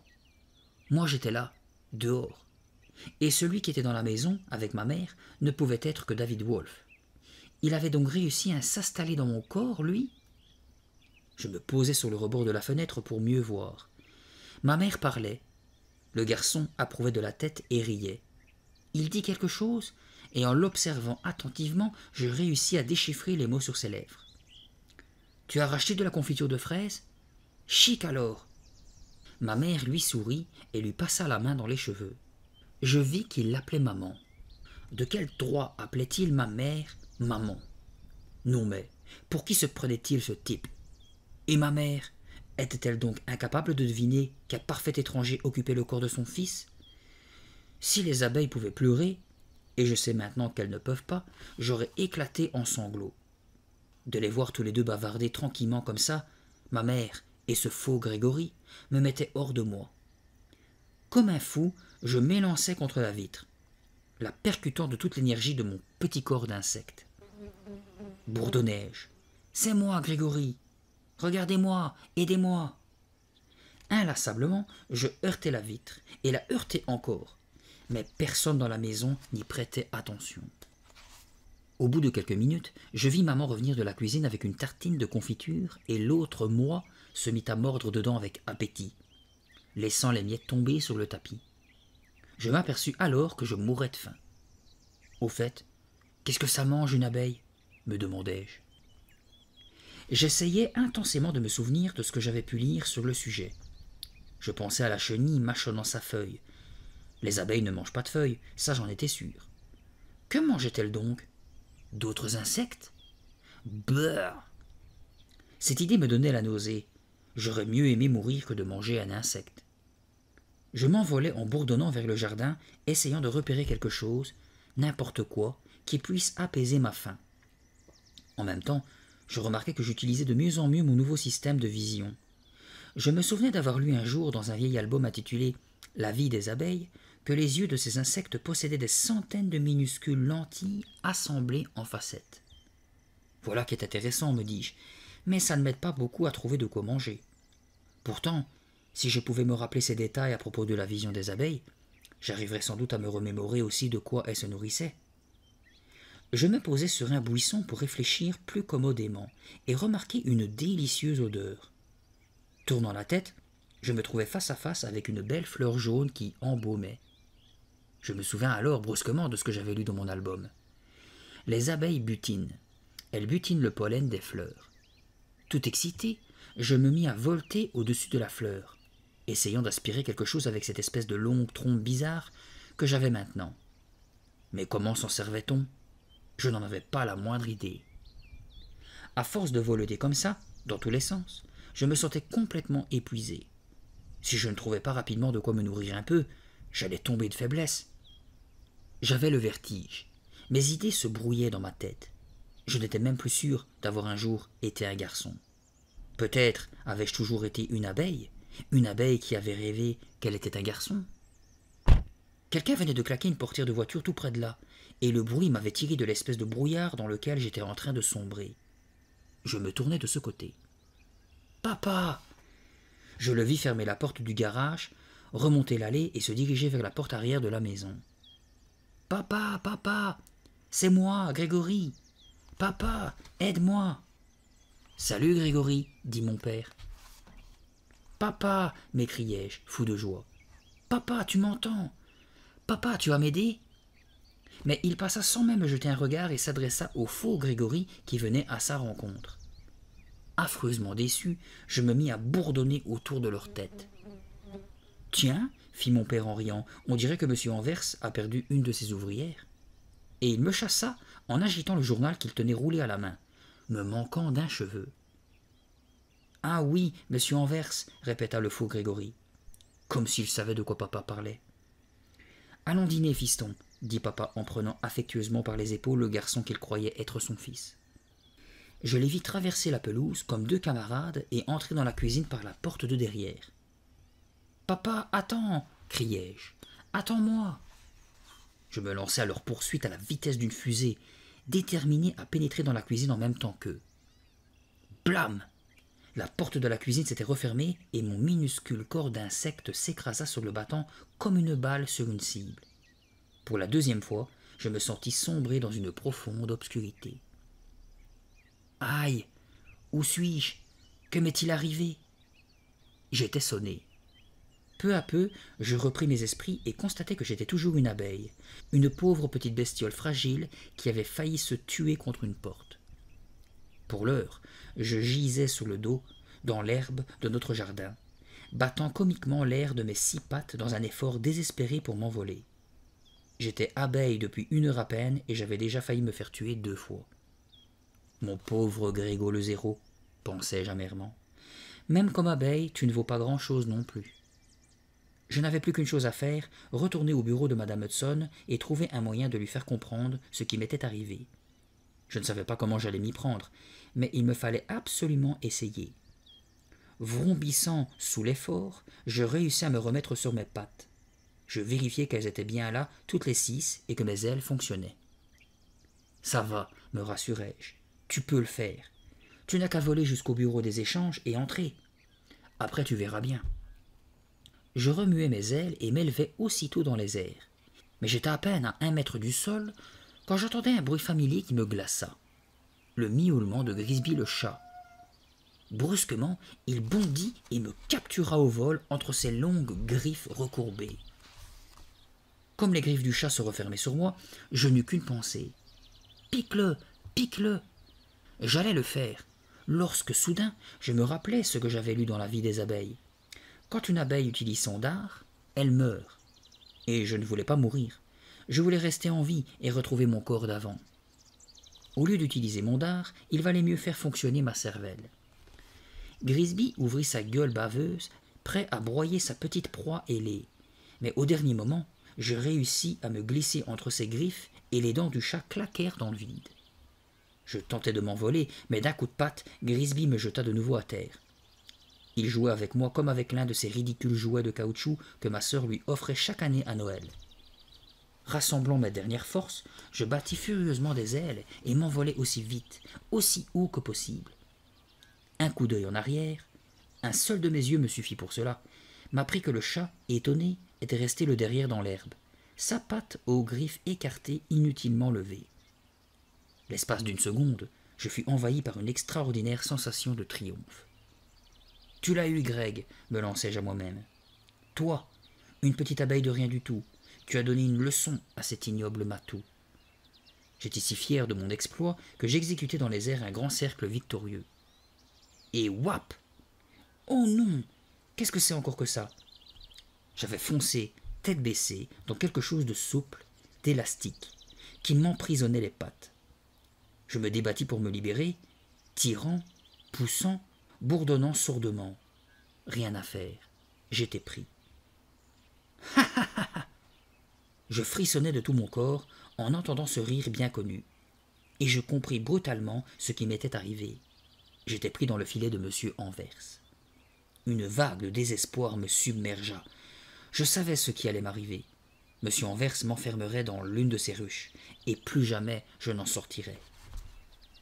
« Allez, allez, mes mignonnes !» chantonnait M. Anvers. « On rentre à la maison, on retourne au travail, mes petites fleurs de miel. » Au sourd bourdonnement qui s'élevait autour de moi, je compris que je n'étais pas la seule abeille prise au filet de M. Anvers. D'ailleurs, de mon œil droit, j'en apercevais une qui me ressemblait en tout point. Elle vint se poser juste en face de moi, les antennes frémissantes. Quel monstre! Je sentis mes pattes trembler de frayeur. Mais comme je me détournais, je me retrouvais nez à nez avec une autre abeille. Une autre. Et encore une autre. Chacune me paraissait plus effrayante que la précédente, avec leurs yeux énormes et leurs horribles antennes. Et toutes bourdonnaient, menaçantes, en me regardant. Plus M. Anvers capturait d'abeilles, plus le bourdonnement s'amplifiait. Je me retrouvais précipité, pêle-mêle, au milieu d'un monceau d'insectes affolés dans un grouillement de cauchemar. Je n'avais jamais été aussi terrifié de ma vie. Je hurlais de toute ma ridicule petite voix. Je tentais de grimper le long du filet, mais mes pattes et mes ailes étaient emmêlées dans d'autres pattes gigotantes, d'autres ailes frémissantes. Mon corps était coincé sous d'autres corps velus et répugnants. Malgré ma terreur, une seule pensée occupait mon esprit. Il fallait que je m'échappe coûte que coûte. Il fallait que je me rende au bureau des échanges. Il fallait que je parle à Madame Hudson. Elle seule pouvait m'aider. Puis une autre idée me pétrifia de frayeur. Si je n'arrivais pas à m'échapper, j'allais rester une abeille pour le reste de mes jours. Monsieur Anvers transportait ses prisonnières vers l'enclos grillagé et je ne savais plus que trembler et bourdonner, submergé par l'affolement. Comment une chose pareille avait-elle pu m'arriver? Comment avais-je pu être aussi stupide pour vouloir changer de corps avec quelqu'un d'autre? Pourquoi n'avais-je pas su me satisfaire du corps en parfait état de marche qui était le mien? Monsieur Anvers ouvrit la porte de l'enclos derrière son garage. « Nous voilà de retour, mes jolies petites fleurs de miel, » roucoula-t-il. Il retourna le filet et le secoua à petits coups, faisant tomber une à une les abeilles à l'intérieur des ruches, sans avoir l'air troublé le moins du monde par le bourdonnement infernal qui s'élevait. Et puis, ce fut mon tour. Quand je vis les doigts de M. Anvers prêts à se refermer sur moi, je m'accrochai de toutes mes pattes au filet. Je me souvenais soudain de son discours de bravache sur les véritables apiculteurs qui ne portaient pas de gants, comme lui, parce que ses abeilles avaient confiance en lui. Je regardais ses doigts s'approcher. Quel plaisir ce serait d'enfoncer mon dard, profondément, dans la peau de ses doigts grassouillets. Je le fais? Je le pique? Je ne le piquais pas. Je ne voulais pas mourir. Certes, ma situation paraissait sans issue, mais je me cramponnais encore à un lambeau d'espoir. D'une façon ou d'une autre, je réussirais peut-être à m'échapper de cette prison pour abeilles et à me retrouver dans mon véritable corps. Cela semblait peu vraisemblable, mais j'étais décidé à tenter l'impossible. Et voilà, ma mignonne, susurra M. Anvers. Il ouvrit l'un des tiroirs de l'une de ses ruches et m'y laissa tomber. Je ne pus que gémir. Oh! Il faisait si sombre là-dedans. Où aller? Que faire? L'atmosphère était chaude et humide. J'étais environné par un bourdonnement sourd. Je ne peux pas supporter ça, criai-je. Je ne peux pas. Je me sentais devenir complètement cinglé. Autour de moi, des abeilles s'affairaient dans l'obscurité. Je ne bougeais pas d'où j'étais, bien trop terrifié pour risquer un pas. Brusquement, je me rappelai que je mourrais de faim. Si je ne trouvais pas quelque chose à manger, jamais je n'aurais assez de force pour tenter de m'échapper. Je me mis à tourniquer ici et là, essayant de me repérer. Du coin de mon œil gauche, je vis une abeille qui m'observait. La peur me saisit. Les abeilles s'attaquaient-elles entre elles à l'intérieur d'une ruche? Je ne me souvenais pas d'avoir lu quoi que ce soit à ce sujet, mais celle-là avait vraiment une tête à chercher la bagarre. « Laisse-moi, suppliai-je de ma toute petite voix. « S'il te plaît, lâche-moi les baskets. » L'autre abeille continuait de me fixer. Ses énormes yeux globuleux me paraissaient noirs de colère. Je reculai prudemment. « Je m'en vais, bégayai-je d'une voix aiguë. « Il faut que j'aille travailler. » L'autre abeille remua ses antennes. Était-ce une menace? Allait-elle se jeter sur moi pour me piquer? Je tentais de m'envoler, de me cacher quelque part. Mais j'avais si peur que je n'arrivais même plus à contrôler le mouvement de mes ailes. Pourtant il me fallait sortir de là. Il me fallait trouver quelque chose à manger. Tout tremblant, j'avançai sur la pointe des pattes, guettant nerveusement autour de moi. Sur la paroi du fond, je distinguai un amas d'abeilles occupé à construire quelque chose. Des rayons de miel. Et là où il y a des rayons de miel, me dis-je, il y a du miel. J'avais toujours détesté cette pâte collante et sucrée, mais cette fois je n'avais pas le choix. Il me fallait en manger, et tout de suite. Prudemment, je m'approchai des ouvrières. Les observant du coin de l'œil, je les voyais faire des choses dégoûtantes. D'abord, elles se servaient de leurs pattes pour détacher de leur abdomen des sortes de flocons cireux qu'elles fourraient dans leur bouche, remuant leurs mandibules de haut en bas comme de petites machines à mâcher. Puis, elles recrachaient cette pâte et la modelaient pour construire les alvéoles. Ce spectacle répugnant me soulevait le cœur, mais je n'avais pas le choix. Il me fallait manger du miel, même mêlé à de la bave d'abeille. Je déroulai ma longue trompe et m'en servant comme d'une petite pompe, j'aspirais une grosse goutte de miel. À ma profonde stupéfaction, je trouvais cela bon pour la première fois de ma vie. Je me mis à aspirer avec appétit, comme si c'était du chocolat au lait. J'appris aussi vite à rouler et dérouler ma trompe. C'était vraiment l'outil idéal pour ce genre de nourriture. Si je ne retrouve jamais le monde extérieur, me dis-je, je saurais maintenant me débrouiller avec le pollen des fleurs. Qui sait, je pourrais même devenir la meilleure ouvrière de cette ruche. Je faillis m'étrangler avec le miel. Qu'est-ce qu'il m'arrivait? Je commençai à me comporter comme une véritable abeille. Il fallait vraiment que je sorte de là avant qu'il ne soit trop tard. Je décidai de me mettre immédiatement à la recherche d'une issue quelconque, quand je me sentis brusquement épuisé, complètement vidé. Étaient-ce les effets du miel? Ou bien toutes ces émotions? Autour de moi, les abeilles bourdonnaient sourdement. Avec un profond soupir, je me laissai aller contre un amas de corps soyeux. Je sombrais dans la chaude obscurité de la ruche, environné par son perpétuel bourdonnement, respirant le parfum sucré du miel. Je sombrais aux côtés de mes sœurs ailées. Je suis l'une d'entre elles maintenant, pensai-je vaguement. Je ne suis plus un garçon, je suis une abeille qui s'endort dans sa bonne vieille ruche, qui s'endort. Je m'éveillai en sursaut, et fis le geste de chasser un insecte de mon visage. Il me fallut plusieurs secondes pour reprendre pied dans la réalité. Je n'étais pas allongé dans mon jardin, sous l'érable, guettant les abeilles du voisin. J'étais moi-même une abeille enfermée dans une ruche. Je me redressai, fis quelques pas, et me trouvai aussitôt face à une autre abeille. Je n'aurais pas su dire si c'était celle que j'avais vue plus tôt, mais elle paraissait tout aussi furieuse, et elle se dirigeait droit sur moi. Je m'envolai sans attendre, aussi vite que possible, mais je n'avais aucune idée de l'endroit où j'allais. La ruche me semblait faite d'une série de longues galeries sombres. Tout autour de moi, des groupes d'ouvrières construisaient des alvéoles dans un bourdonnement incessant. Je me mis à chercher une issue, parcourant en tous sens les rayons de miel odorants et poisseux. De temps à autre, je déroulais ma trompe et aspirais une goutte de miel. Cette saveur sucrée m'écœurait maintenant, mais j'avais besoin de soutenir mes forces si je voulais m'échapper. Tout en cherchant une porte de sortie, je remarquai qu'une tâche différente semblait assignée à chaque abeille, les unes bâtissant les alvéoles des rayons, d'autres servant de nurse au bébé. Et toutes ces petites bêtes ne cessaient jamais de travailler, méritant bien leur qualificatif de diligente abeille. Mais moi, errant au hasard dans l'obscurité, je commençai à perdre espoir. Il n'y a pas d'issue, me disais-je. Pas d'issue. Profondément malheureux, je me laissai tomber sur le sol de la ruche. À cet instant, 3 grosses abeilles s'avancèrent droit sur moi, bourdonnant agressivement, me heurtant de leur corps humide et soyeux. Visiblement, elles m'en voulaient. Peut-être me reprochaient-elles de ne pas faire mon travail. Comment leur faire comprendre que je n'avais pas la moindre idée de la tâche que j'étais censé accomplir? J'essayais de leur échapper en me glissant de côté, mais chaque fois, l'une d'elles me bloquait le passage. Ces 3 grosses abeilles me rappelaient Ted, Jack et Freddy. Je reculai vivement en voyant l'une d'elles pointer son dard vers moi.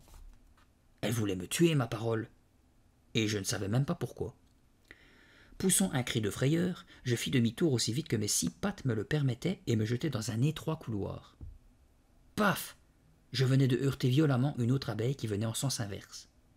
Heureusement, elle se hâtait vers une tâche quelconque et sembla à peine me remarquer.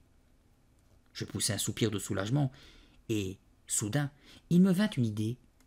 Où cette abeille s'en allait-elle donc si vite? Peut-être se dirigeait-elle vers une partie de la ruche que je n'avais pas encore explorée. Je décidai aussitôt de la suivre. Il fallait que je comprenne la disposition de cette ruche.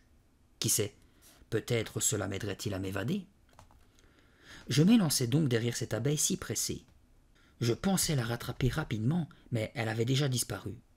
Je la cherchai un long moment à travers les différents rayons, puis j'abandonnai.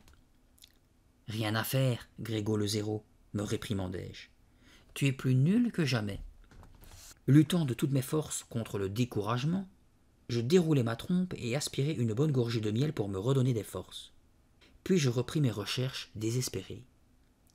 Tout à coup, je m'arrêtai dans un passage qui me parut familier. J'étais quasiment sûr que j'étais tombé là quand les gros doigts de M. Anvers m'avaient introduit dans la ruche. Mais brusquement, un bataillon d'abeilles en colère se précipita vers moi. « Hé, doucement !» protestai-je en reculant. Elles répliquèrent en émettant un étrange bourdonnement aigu. Qu'allaient-elles faire? Me menacer de leur dard? Passer à l'attaque? J'étais encerclé, je ne pouvais pas leur échapper, et j'étais bien incapable de me battre, seul contre toute cette troupe. Cette fois, me dis-je, je suis perdu. Tremblant de tout mon corps, je me repliai sur moi-même, résigné, vaincu. J'attendis l'assaut. J'attendis encore. Mais les abeilles s'écartèrent sans me prêter davantage attention. Je remarquai alors une autre abeille qui se tenait seule, maintenant, au milieu du cercle. Elle exécutait une sorte de danse bizarre qui tenait du rap et du rock'n'roll.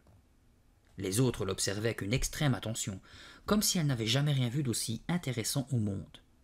Je comprenais qu'elles ne m'avaient nullement menacé. Elles me signifiaient simplement de m'écarter afin de laisser la place à leurs collègues danseuses. Mais j'avais plus urgent à faire qu'admirer le spectacle. J'étais là, à perdre du temps au lieu de chercher un moyen d'évasion. Je tentais de m'éloigner, mais les abeilles s'étaient rassemblées en une masse si compacte que je ne pouvais plus passer. L'abeille danseuse s'agitait de plus en plus frénétiquement, et les autres ne la quittaient pas des yeux. Qu'est-ce que cela signifiait? Je me souvins alors un passage de mon vieux livre. Les abeilles envoyaient des éclaireuses pour repérer le pollen. Quand les éclaireuses revenaient, elles exécutaient une sorte de danse codée qui indiquait la route à suivre. Je ressentis une telle excitation que je me mis presque à danser moi aussi. Mais je n'en eus pas le temps, car l'essaim entier s'éleva soudain comme un sombre nuage bourdonnant. Déployant mes ailes, je m'élançai derrière lui. Bientôt les abeilles se disposèrent en une longue file sagement ordonnée, et, l'une après l'autre, s'échappèrent par une minuscule ouverture au sommet de la ruche. Je m'alignai comme les autres. Enfin, je voyais approcher le moment de mon évasion. Est-ce que ça allait marcher? Suivant l'abeille qui me précédait, je me glissai à mon tour par l'ouverture et me retrouvai enfin à l'air libre. Un instant, je suivis du regard les autres abeilles, déjà toutes à leur recherche du pollen. Je savais que je ressemblais trait pour trait à chacune d'entre elles. La seule différence, c'était qu'elles retourneraient volontairement à la ruche de M. Anvers. Mais moi, je ferais tout mon possible pour ne plus jamais, jamais m'y laisser enfermer. « Je suis dehors !» m'écriai-je, laissant éclater ma joie. « Je suis libre !» Ébloui par l'éclatante lumière du monde extérieur, je voltai un moment à l'intérieur de l'enclos. Puis je me dirigeai vers le trou que j'avais repéré dans le grillage, du temps où j'occupais encore mon véritable corps. Je me souvenais qu'il se trouvait du côté de notre jardin. J'y volai tout droit et m'arrêtai brusquement. « Oh non, ce n'est pas possible !» Le trou avait été rebouché.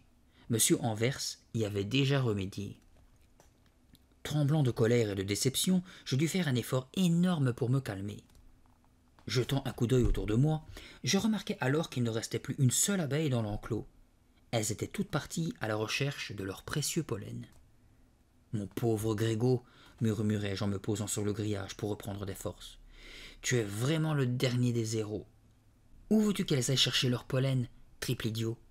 Sûrement pas à l'intérieur de l'enclos. Il y a sûrement une autre ouverture quelque part. Et si tu avais sagement suivi tes charmantes copines au lieu de faire le malin, tu serais déjà dehors alors qu'il est. » Je n'avais plus qu'à explorer le grillage maille par maille pour trouver la sortie. À cet instant, la porte du garage qui donnait directement dans l'enclos s'ouvrit et j'entendis la voix ronronnante de M. Anvers. « Eh bien, ma petite fleur de miel, qu'est-ce qu'on fait là, toute seule, sans bouger, au lieu de travailler? On est malade, mais je ne veux pas d'abeilles malades dans ma ruche, moi. » Pris dans la grande ombre de M. Anvers, je me recroquevillai comme si cela pouvait m'aider à disparaître. Mais de gros doigts boudinés s'approchaient déjà de moi. Je hurlai de terreur. « Que va-t-il faire de moi ?» me demandai-je, affolé. « Que peut bien-il faire de ces abeilles malades ?» Que faisait M. Anvers de ces abeilles malades? Peut-être les jetait-il dans sa poubelle, à moins qu'il ne les donne en pâture à ses perruches? Malgré mon épuisement, je me doutais qu'il valait mieux ne pas attendre de le savoir. Il fallait que je m'échappe. Un point, c'est tout. À l'instant où les gros doigts de M. Anvers s'apprêtaient à se refermer sur moi, je décollai brusquement sous son nez. Surpris, il recula et je m'envolai vivement hors de sa portée. Je vis alors quelques abeilles revenir de l'extérieur. Elles passaient par une minuscule ouverture dans un coin du grillage. Sans perdre une seconde, je m'élançai aussitôt vers la liberté. Mais au moment où je m'introduisais dans le trou, je percutai une autre abeille qui entrait en sens inverse. Elle me repoussa méchamment en bourdonnant de colère. Effrayé, je reculai précipitamment et m'accrochai au grillage. Je fus obligé de laisser passer une longue file d'abeilles de retour vers la ruche. Cela n'en finissait plus. Quand je fus assuré que la dernière d'entre elles était entrée, je me glissai à mon tour par l'ouverture et m'élançai vers l'extérieur. Libre! J'étais libre! Le ciel entier m'appartenait. Et cette fois, monsieur Anvers, m'écriai-je, oubliant d'un coup ma fatigue et mes angoisses, vous n'êtes pas près de revoir cette abeille-là dans votre ruche. Je me posai sur une feuille et laissai le soleil du matin réchauffer mon dos et mes ailes. Une belle journée commençait, une belle journée qui me verrait retrouver mon vrai corps à moi. Je m'élevai brusquement dans les airs comme une fusée et entrepris un petit voyage de reconnaissance. J'entendis alors le grincement familier de la porte arrière de ma maison. « Au revoir, chérie, » lança mon père en sortant. « Dis aux enfants que je rentrerai tôt ce soir. » Haletant, je m'élançai et pénétrai dans la cuisine juste avant que la porte se referme. Je me posai sur le buffet, tout frétillant de bonheur, embrassant du regard le décor familier. Que c'était bon d'être de retour à la maison, loin de l'obscurité poisseuse de la ruche. Ma maison était si jolie, et je ne m'en étais jamais rendu compte. Un bruit de pas, quelqu'un venait. Je m'envolai au sommet de l'embrasure de la fenêtre pour mieux voir. Ma sœur, peut-être arriverai-je à me faire entendre d'elle. Véro, Véro, criai-je. Là-haut, sur le rebord de la fenêtre, c'est moi, Greg. Elle leva la tête, regardant dans ma direction. Oui, Véro, m'exclamai-je, fou d'excitation. Oui, c'est moi, c'est bien moi. Allons bon, grommela ma sœur. Une de ces satanées bestioles de monsieur Anvers a encore réussi à se faufiler ici. Ce n'était pas tout à fait la réaction que j'attendais, mais au moins ma sœur m'avait remarqué. Si je réussissais à me poser sur son épaule et à lui parler à l'oreille, peut-être me comprendrait-elle. Tout frémissant d'espoir, je pris de nouveau mon vol et vins tourner au-dessus de sa tête. « Véro !» bourdonnai-je. « Il faut que tu m'écoutes. » Aïe ! Elle poussa un cri si aigu que toutes les vitres en tremblèrent. « Va-t'en de là, sale bête !» Elle agitait les mains dans tous les sens pour me chasser. « Ouille !» soufflai-je, alors qu'elle me frappait violemment. Je m'abattis, à demi assommé sur le bord de l'évier. Je n'eus que le temps de la voir saisir une tapette à mouche dans le placard à balai. « Non, Véro !» hurlai-je. « Non, pas ça. Tu ne peux pas faire ça à ton propre frère. » Véro était redoutable, armée d'une tapette. Je le savais. C'était la championne de la famille. Elle ratait rarement son coup. Affolé, je voltais maladroitement d'un côté et de l'autre, tandis que, dans une sorte de brouillard, je voyais la forme menaçante de la tapette s'élever et s'abattre. S'abattre, s'abattre, s'abattre encore. « Arrête, Véro !» criai-je de toutes mes forces. « Arrête, tu vas m'écraser !» J'étais fou de colère. Ma sœur n'était donc rien d'autre que cette créature sanguinaire? Ne pouvait-elle simplement ouvrir la fenêtre et me laisser m'envoler? Bourdonnement faiblement, je me mis à zigzaguer à travers la cuisine, me cognant aux murs et aux étagères. Puis, je m'élançai hors de la cuisine et survolai rageusement les escaliers, me dirigeant droit vers ma chambre. Puisque ma sœur ne voulait rien faire pour moi, j'allais obliger quelqu'un d'autre à m'aider. L'autre Grégory. Il y avait entre le bas de la porte et le plancher un espace suffisant pour qu'une petite abeille puisse s'y glisser. Je le savais. De mon lit, le soir, quand j'avais éteint la lumière, j'aimais y apercevoir la rassurante lumière du couloir. J'entrai. Le soleil traversait les volets, mais David Grégory dormait profondément. De le voir comme ça, si détendu, si visiblement chez lui, dans mon lit, me rendit encore plus furieux. « Réveille-toi, limace !» bourdonnai-je à son oreille. Il ne bougea pas. Il dormait la bouche ouverte, ce qui lui donnait un air passablement idiot. Ma bouche à moi ne bâillait sûrement pas comme ça quand je dormais. Je décidai de passer à l'attaque. J'atterris sur son front et lui marchai sur la figure avec application. Mes petites pattes d'insecte qui le chatouillaient finiraient bien par le réveiller. Il dormait toujours. J'escaladai l'une de ses narines sans que ça le fasse le moins du monde réagir. Non mais quelle épave! Qu'est-ce qu'il a bien pu fabriquer avec mon corps pour avoir le sommeil aussi profond? Furieux, je remontai le long de son nez, longeai la lisière des cheveux et vins bourdonner de toutes mes forces dans le creux de son oreille. Aussi incroyable que cela paraisse, il ne fit pas un mouvement. C'était bien ma chance. David Wolf était aussi le champion des dormeurs. Découragé, j'abandonnai. Je me mis à volter à travers ma vieille chambre, redécouvrant mon lit, mon armoire, mon ordinateur. Mon ordinateur! Une idée fulgurante venait de me traverser l'esprit.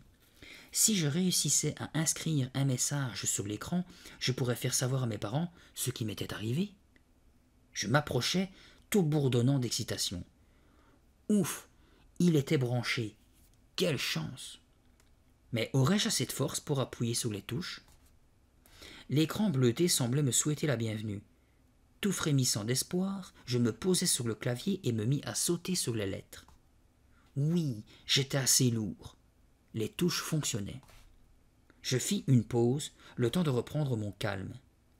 Qu'allais-je taper? Quel message inscrire sur l'écran? Tandis que je réfléchissais, j'entendis David Grégory remuer derrière moi dans le lit. Il émit un grognement. Il allait se réveiller. Vite, me dis-je, tape quelque chose, n'importe quoi. Comme ça, il verra le message dès qu'il se lèvera. Je me mis à sauter d'une lettre à l'autre, épelant mon appel au secours. C'était épuisant, et mes yeux d'abeille n'étaient pas vraiment appropriés pour ce travail. Au bout de quelques instants, je n'en pouvais plus. Mais quand David Grégory s'assit dans son lit en s'étirant, j'avais réussi à taper mon message. Voltant devant l'écran, je tentais de déchiffrer ce que j'avais écrit. Je ne suis pas une abeille, je suis Greg, au sec pur. Malgré ma vision brouillée, je m'aperçus que j'avais tapé un P à la place du O. Je voulus retourner au clavier pour faire la correction, mais je n'en pouvais plus. Comprendrait-il? S'il lisait cette phrase et me voyait perché sur le bord de l'ordinateur, comprendrait-il? Oui, David Wolf, qui habitait maintenant le corps de Grégory Dunoy, comprendrait. Je me dépêchai de grimper au sommet de l'ordinateur pendant que l'autre sortait du lit. Il s'avança. Je le regardai avidement. Il se passa les doigts dans les cheveux, bâilla, s'étira encore. « Par ici, David !» appelai-je. « Approche de l'ordinateur. Approche, s'il te plaît. David !» Il ramassa un jean qui traînait par terre et l'enfila, puis fit de même avec une chemisette froissée. « David, je t'en prie !» suppliai-je en sautillant d'impatience. « Lis ce qu'il y a sur l'écran, je t'en prie !» Allait-il enfin se décider à lire? Oui, se frottant les yeux, il s'approcha d'un pas traînant. Oui, oui, je crus exploser de joie quand je le vis se pencher sur l'écran. Vas-y, David, lis, lis. Il s'approcha un peu plus et eut un drôle de petit rire. Est-ce que j'ai tapé quelque chose hier soir? Murmura-t-il, songeur. Ma parole, je devais être à côté de mes pompes. Et se penchant, il éteignit l'ordinateur, puis il sortit de la chambre. Comme assommé, je me laissai tomber sur le bureau, à côté du clavier. Tout ce travail pour rien, à se demander si ce faux Grégory savait lire. Il faut que je lui parle, décidai-je. Il me fallait trouver coûte que coûte un moyen de communiquer avec lui. Je pris aussitôt mon envol et le suivis jusqu'à la cuisine, puis je sortis en même temps que lui par la porte du jardin. Pendant qu'il traversait la pelouse à grande enjambée, je ne cessais de bourdonner autour de sa tête, mais il ne me prêta pas la moindre attention. Il ouvrit la porte du garage et je le vis entrer pour prendre ma vieille planche à roulettes. Je n'avais pas utilisé cette planche depuis 2 ans. C'était un cadeau de mon oncle pour mon 10e anniversaire, et j'avais failli me casser une jambe dès ma première tentative. Après quoi, j'avais refusé catégoriquement de remonter dessus. « Laisse ce truc !» tentai-je de crier aux oreilles de David Grégory. « C'est dangereux, tu vas me casser quelque chose, et je tiens à retrouver mon corps intact. » Évidemment, David Grégory ne tint aucun compte de mes avertissements. Il emporta la planche devant la maison et la posa sur le trottoir. Quelques minutes plus tard, Cathy et Lisa apparaissaient au coin de la rue. Je m'attendais à les voir pouffer et se moquer de l'autre moi, comme à l'ordinaire. Mais à ma totale stupéfaction, je vis Lisa rejeter ses boucles en arrière d'un petit geste coquet. « Salut Greg » lança-t-elle. « J'espère qu'on n'est pas en retard ?» Le soi-disant Greg le gratifia d'un large sourire. « Pas du tout » répondit-il avec ma voix. « On va au terrain de jeu, on aura plus de place pour votre première leçon de planche. » Je n'en crus pas mes oreilles. Une leçon de planche? Au terrain de jeu? Qu'est-ce que c'était que cette histoire? Tu ne nous en voudras pas, hein, Greg, reprit Lisa. Mais on a raconté aux copains que tu étais un vrai champion. D'abord, ils ne voulaient pas nous croire, mais maintenant, il y en a quelques-uns qui aimeraient bien que tu leur donnes des leçons à eux aussi. Pas de problème, les filles, l'interrompit le faux Greg. Allez, on y va. Il sauta sous la planche et se mit à rouler sur le trottoir avec l'aisance d'un champion. Cathy et Lisa le suivant au petit trot. J'étais sidéré. Il me fallut plusieurs secondes pour reprendre mes esprits et décider de les suivre. Finalement, je m'élançai derrière eux sans cesser de marmonner. Incroyable! Grégo le zéro, prof de planche à roulettes. On aura vraiment tout vu. Quelques minutes plus tard, nous étions au terrain de jeu. Un petit groupe d'élèves attendait déjà le faux Grégory qui se mit aussitôt à leur faire une démonstration en commentant tous ses mouvements. Je vins de nouveau bourdonner autour de sa tête en lui criant à l'oreille « David! David Wolf! C'est moi, Greg, le vrai Grégory Dunoy !» Il m'écarta d'un geste machinal. Je revins à la charge, et cette fois, le choc de sa main me jeta à terre. Alors, j'abandonnai. David Wolf, j'en étais sûr maintenant, ne me serait d'aucune utilité. Madame Hudson restait mon seul espoir. D'ailleurs, elle était la seule à savoir faire fonctionner ces appareils. Elle seule pouvait redresser la situation. Je volais vers un arbre pour m'orienter. Quand on est un insecte, on ne voit pas les choses de la même façon. Ce qui paraît tout petit à un être humain est immense aux yeux d'une abeille. Aussi, je voulais être bien sûr de mes repères et ne pas risquer de m'envoler dans une mauvaise direction. Perché au bord d'une large feuille, j'observais attentivement les environs, jusqu'à ce que j'aie déterminé de quel côté me diriger. Au moment où j'allais reprendre mon vol, une grande ombre me recouvrit soudainement. Je crus d'abord que c'était un oiseau, puis constatai que c'était une simple libellule. Bon, me dis-je, pas de panique, les petites bêtes ne se mangent pas entre elles. Mais ça, personne, apparemment, ne l'avait expliqué à la libellule. Avant que j'aie pu faire le moindre mouvement, elle avait fondu sur moi et m'avait planté ses dents au milieu du corps. J'émis un long hurlement et m'apprêtai à sombrer dans le néant. Il me fallut plusieurs secondes pour réaliser que la libellule n'avait fait que me frôler avant de disparaître entre les branches. Une libellule avec des dents, c'était sans doute la fatigue qui me donnait des hallucinations. Je me détendis, heureux de constater que j'étais toujours entier, et décidai d'utiliser les forces qui me restaient pour filer tout droit au bureau des échanges. Je m'élevai prudemment dans les airs, surveillant du coin de l'œil la circulation des libellules et autres bestioles ailées. Après un vol interminable, je dépassai, enfin, à l'angle d'une rue, le panneau indiquant la rue des Rochers. J'étais arrivé. Je poursuivis ma route jusqu'à l'immeuble qui abritait le bureau des échanges et me posai sur une aspérité du mur, essayant d'imaginer un moyen d'entrer. Par chance, pendant que je me reposais sur le ciment tiède, le facteur apparut au bout de la rue. Je décollai aussitôt du mur pour bien examiner l'entrée de l'immeuble. Il y avait une fente pour les lettres au milieu de la porte, exactement ce que j'espérais. Je me posai sur le bouton de porte, guettant le moment propice. Le facteur approchait d'un pas tranquille, s'arrêtant devant chaque maison pour déposer le courrier. « Plus vite !» lui criai-je, bien qu'il ne puisse pas m'entendre. « Je n'ai pas que ça à faire, moi !» Enfin, il s'arrêta devant l'immeuble, fouilla dans sa sacoche et en tira un paquet de lettres. Puis, tranquillement, il poussa le petit volet de cuivre qui fermait la fente. C'était l'instant que j'attendais. Sans laisser au facteur le temps de réagir, je passai en trombe sous son nez et me glissai par la fente. Je l'entendis pousser un petit cri de surprise, mais cette fois, la chance était avec moi. J'avais été si rapide qu'elle n'avait pas eu le temps de me chasser. Comme je filais vers l'escalier, je constatai que ma chance continuait. J'atteignis l'étage au moment précis où la porte du bureau s'ouvrait, laissant passer une fille à peu près de mon âge, aux longs cheveux roux et au visage pensif. Cette jolie fille avait-elle l'intention de changer de corps, elle aussi ?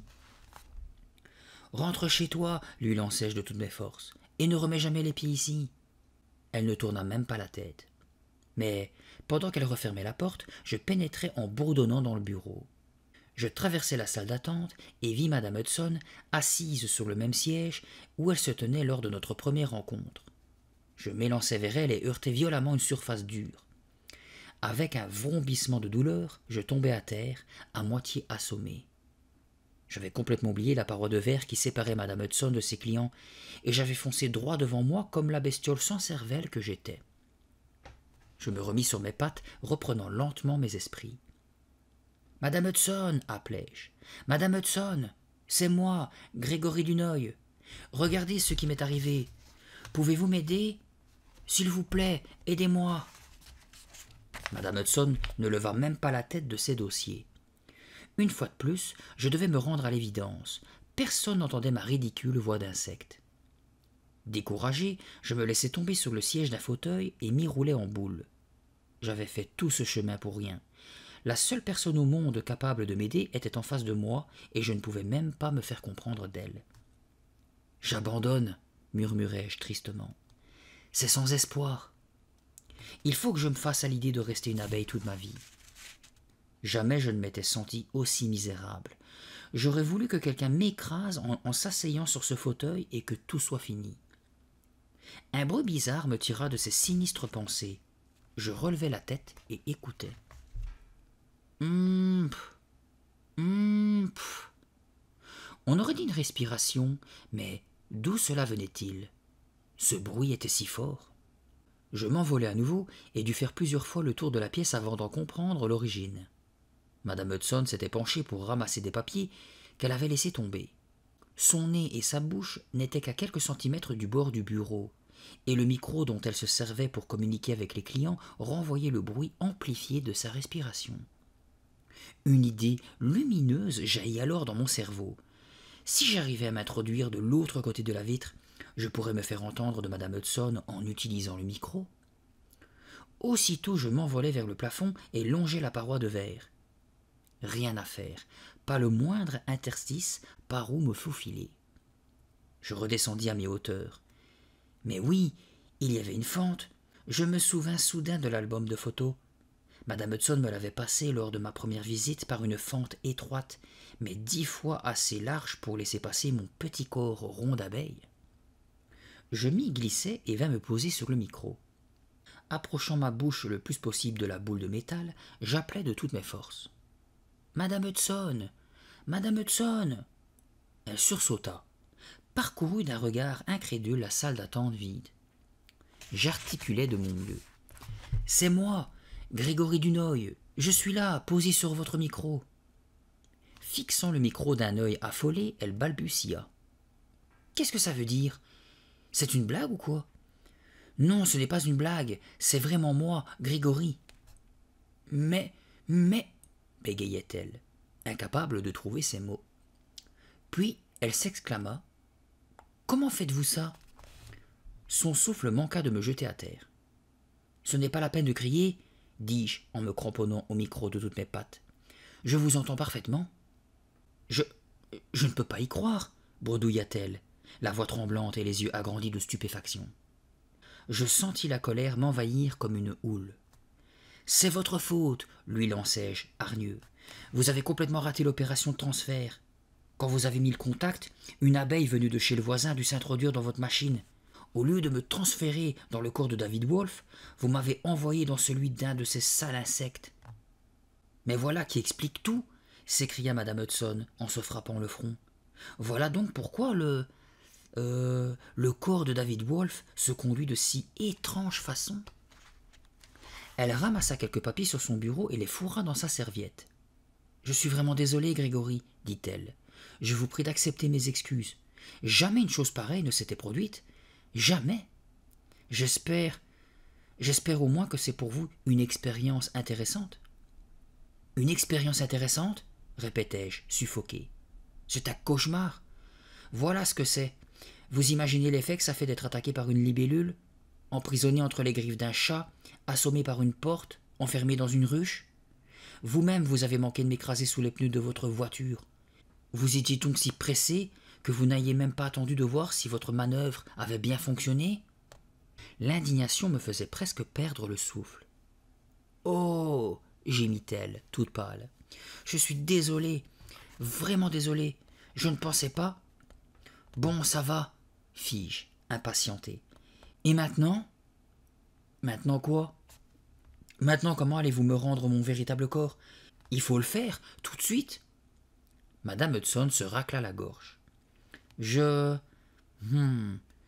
peux le faire, bien sûr, répondit-elle, d'un ton hésitant.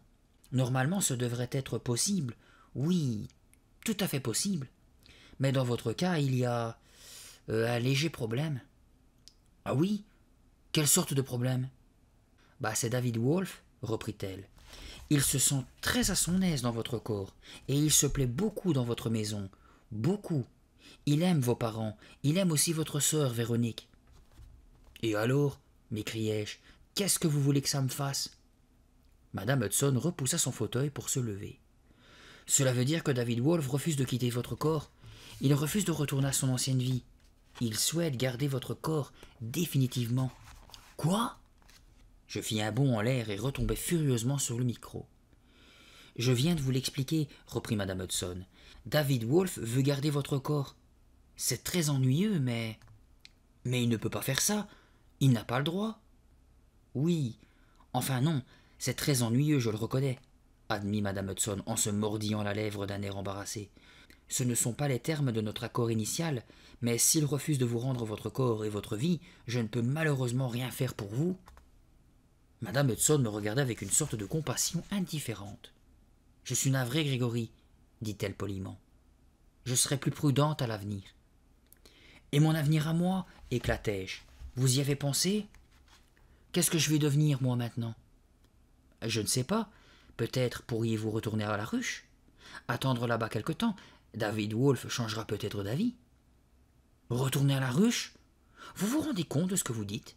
Vous voulez que j'aille vivre dans le noir, avec ces horribles bestioles, en supportant jour et nuit leur perpétuel bourdonnement? Mes antennes en frémissaient de rage. Ça ne durera peut-être pas longtemps, dit timidement madame Hudson. C'est juste en attendant. Il n'en est pas question, m'exclamai-je, hors de moi. Je ne retournerai jamais là-bas, vous entendez? Jamais. Mais alors c'est tragique. Tragique, s'écria madame Hudson. Je vais réfléchir à votre cas, Grégory. Je vous le promets. Je trouverai peut-être une solution. Elle se leva en murmurant. Quelle affaire! Mon Dieu, quelle affaire! Elle ouvrit une porte et sortit en la claquant derrière elle.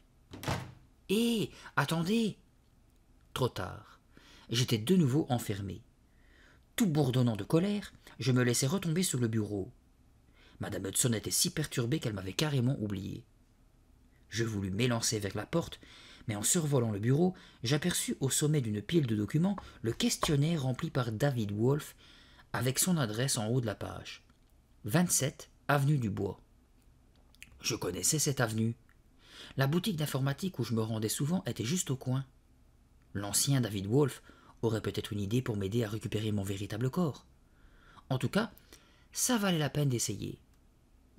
Je me glissai de nouveau par la fente dans la paroi de verre et fis le tour de la salle d'attente. Pas la moindre issue. Une fois de plus, j'étais pris au piège. Je voltais dans tous les sens, bourdonnant d'inquiétude.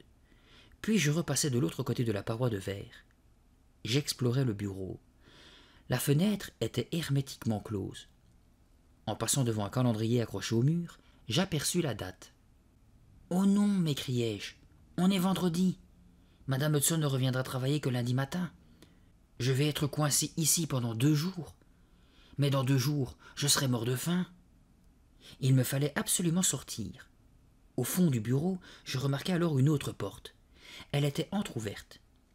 Je me faufilai et pénétrai dans un petit cabinet de toilette éclairé par une lucarne. La lucarne était fermée. Mais non, Pas complètement. Il avait un espace minuscule, juste de la taille d'une abeille. Hurrah! Je retrouvai avec jubilation l'air frais du dehors et pris aussitôt la direction de l'avenue du Bois. Par chance, ce n'était pas trop loin. Je n'eus aucun mal à trouver la maison de David Wolfe.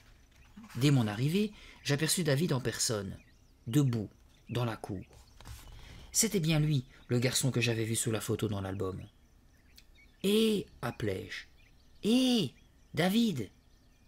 Le grand gars musclé tourna la tête et me regarda. Sa bouche remua. Il semblait vouloir dire quelque chose, mais je ne comprenais pas un traître mot.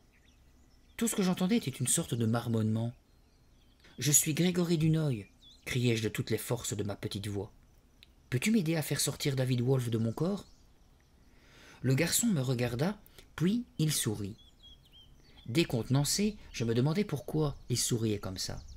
« Hé !» repris-je, « tu m'entends ?» Il fit un geste de la main. « Tu me demandes de te suivre, c'est ça ?» demandai-je, plein d'espoir. Le garçon me conduisit dans le fond du jardin. « fit-il. Il désignait une touffe de marguerite et il souriait. Puis je le vis plonger son nez dans une fleur en répétant « En un éclair, je compris tout. J'étais entré dans le corps de l'abeille pendant que l'esprit de l'abeille s'installait dans le corps de David. Dans ce grand corps musclé, il n'y avait maintenant qu'une petite cervelle d'insecte. Le garçon avait relevé la tête et le bout de son nez était jaune de pollen. Il avait l'air étonné et déçu. Bien sûr, il lui manquait sa longue trombe aspirante. « Tu ne peux pas m'aider, soupirai-je. Ta situation est encore pire que la mienne. » Reprit-il. Il avait l'air un peu idiot avec son bout de nez jaune, mais je me sentais plein de compassion pour lui. Je savais exactement ce qu'il ressentait. « Je vais trouver un moyen, » lui promis-je. « Si je retrouve mon corps à moi, toi, tu vas sans doute retrouver le tien. » Avec un sourd bourdonnement, je m'envolai hors du jardin des Wolfe. Il me sembla entendre David bourdonner derrière moi, mais en me retournant, je vis qu'il avait de nouveau plongé son nez dans les fleurs, et je lui souhaitais de tout mon cœur d'arriver à aspirer un peu de pollen. J'avais décidé de retourner chez moi et de forcer David à me rendre mon corps, d'une façon ou d'une autre. Comme je remontais ma rue, j'entendis soudain une voix familière. « Laisse tomber, mon vieux. Laisse tomber, quoi !» C'était la voix de Ted, l'un des 3 gorilles. Mais à qui pouvait-il bien parler ? Je contournai un arbre qui me bouchait la vue et découvris avec stupéfaction que Ted me parlait, à moi, ou plus exactement, il parlait à David, qui occupait mon corps. Bien sûr, Ted était flanqué de ses 2 acolytes, Jack et Freddy. « Fais gaffe, David, pensai-je. Va-t'en, cours, ne les laisse pas me démolir encore une fois, s'il te plaît. » Mais c'était trop tard. David s'apprêtait à recevoir la raclée de sa vie. « Fiche le camp, David !» lui criai-je en voletant autour de sa tête. « Tire-toi d'ici, vite !» Alors je constatai avec stupéfaction que les 3 affreux n'avançaient pas vers David. Ils reculaient. « Laisse tomber, vieux !» répéta Ted. « C'était juste pour rigoler. »« On s'excuse, on t'a dit, » gémit Freddy. « C'est pas la peine de cogner. » À demi caché derrière eux, Jack essuyait son nez ensanglanté d'un air piteux. « Allez donc voir ailleurs, si j'y suis, bande de nuls !» leur lança le faux Grégory. « Ça va, cria Ted. « On arrête la bagarre, ok ?» Je n'en croyais pas mes yeux. Ted, Jack et Freddy avaient peur de moi. Ce spectacle me mit dans un tel état d'allégresse que je décidai d'en profiter un peu. Je descendis en vrille et atterris sur le nez de Jack en émettant un vrombissement des plus inquiétants. « Ah !» s'écria-t-il, frappant son nez déjà bien mal en point. Mais je bourdonnais déjà dans l'oreille de Freddy qui recula avec un petit cri aigu et vint s'empêtrer dans un buisson d'épineux. Puis je décrivis des cercles menaçants autour de la tête de Ted. Il se mit à gesticuler de façon si comique que je fus pris d'un fou rire à m'en décoller les antennes. C'était la première fois que je m'amusais, depuis que j'étais une abeille. Je regardais les 3 gorilles détaler avec une intense jubilation, puis je repris mon vol vers ma maison. Le faux Grégory avait laissé la fenêtre ouverte, et je m'engouffrais dans ma chambre au moment où il y entrait lui aussi, une tartine de confiture à la main. Il prit une de mes revues de bande dessinée et se laissa tomber sur mon lit. L'odeur de la confiture était délicieuse, et je sentis à nouveau la faim me tenailler. Mais pour l'instant, j'avais plus urgent à faire qu'à m'inquiéter de mon déjeuner. Je traversai la chambre pour me poser sur l'oreille du garçon. « Hé, David !»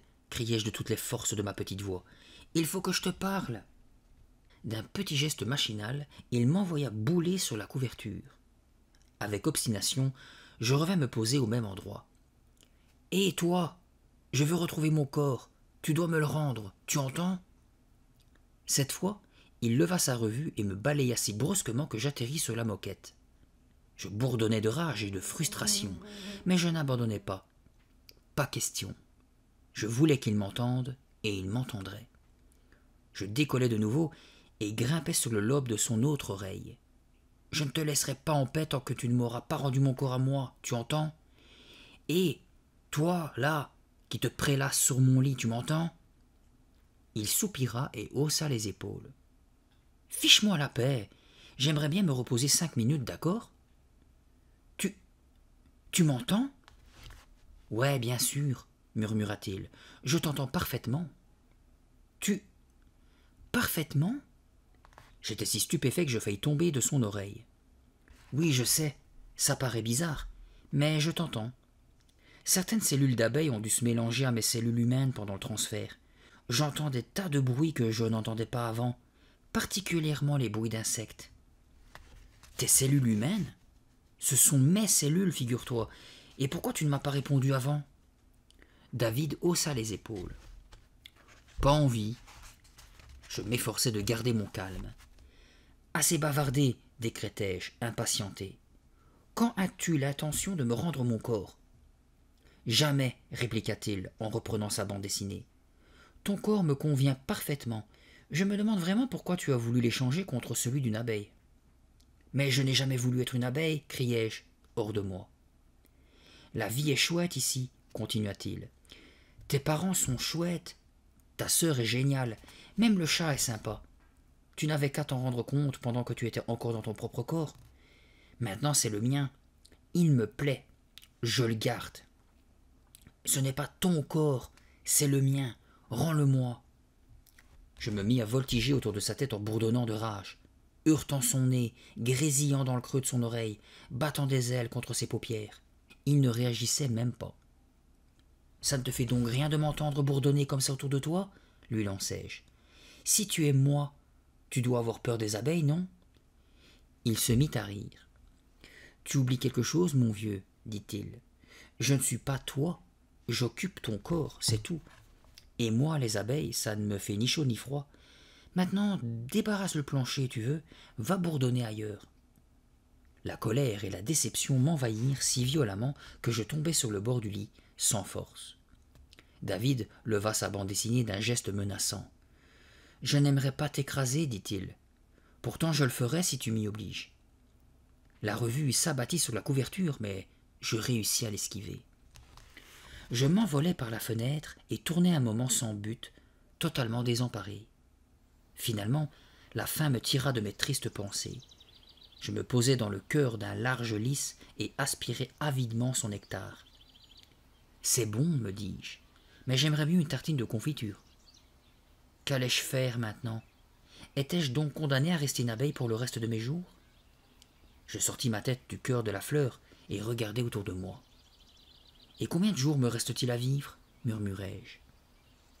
Un passage de mon livre sur les abeilles me revint en mémoire. La vie d'une abeille est courte. Alors que les reines peuvent résister même à 5 hivers, les ouvrières meurent au bout de quelques semaines. Quelques semaines ? Si je restais dans le corps de cette abeille, je n'avais donc plus que quelques semaines à vivre. Je me tournai tristement vers ma maison. Le soir tombait, et je vis la lumière s'allumer dans ma chambre. Comme j'aurais voulu être là-haut, étendu sur mon lit, attendant tranquillement que maman m'appelle pour dîner. Pourquoi, mais pourquoi donc avais-je cru pouvoir vivre plus heureux dans la peau d'un autre ? À cet instant, j'entendis un bourdonnement. Je me retournai, et je vis une abeille qui se posait sous le lys, aussitôt rejointes par 3 autres. Leur bourdonnement me parut particulièrement menaçant. « Allez-vous-en » leur criai-je. Je voulus m'envoler plus loin, mais avant que j'aie pu décoller, elles m'avaient cerné. J'étais emprisonné. « Non, non » criai-je. « Ne me ramenez pas à la ruche. Laissez-moi partir. » Mais à ma grande terreur, je les sentais déjà m'entraîner. Est-ce qu'il existait une police des abeilles? Me soupçonnait-elle de m'être échappé de la ruche? Sans me laisser la moindre chance de discussion, elles m'emportèrent. Elles étaient toute une troupe maintenant. Elles me serraient de tous les côtés, me menaçant de leurs dards. En passant devant la fenêtre de ma chambre, je criai. « Au secours !» David Grégory leva les yeux de sa bande dessinée. Il sourit et me fit un petit geste de la main qui signifiait sans le moindre doute « Au revoir et bon débarras ». J'étais gonflé de colère à en exploser. Et soudain, une idée me vint, une idée folle, l'idée de la dernière chance. Avec un bourdonnement désespéré, je me laissai tomber et réussis à échapper à mes gardiennes. Comme une fusée, je me jetai vers la fenêtre ouverte. Les autres abeilles allaient-elles me suivre? Oui, elles ne voulaient pas me laisser m'échapper. Le faux Grégory se redressa quand il me vit surgir dans sa chambre, suivi de ma bourdonnante escorte. Roulant son magazine, il leva la main, prêt à frapper. Je fis le tour de la pièce, les autres me suivant. « Allez-vous-en » criait le faux Grégory. Oui, mon idée pouvait marcher, mais il me fallait plus d'abeilles, un essaim tout entier.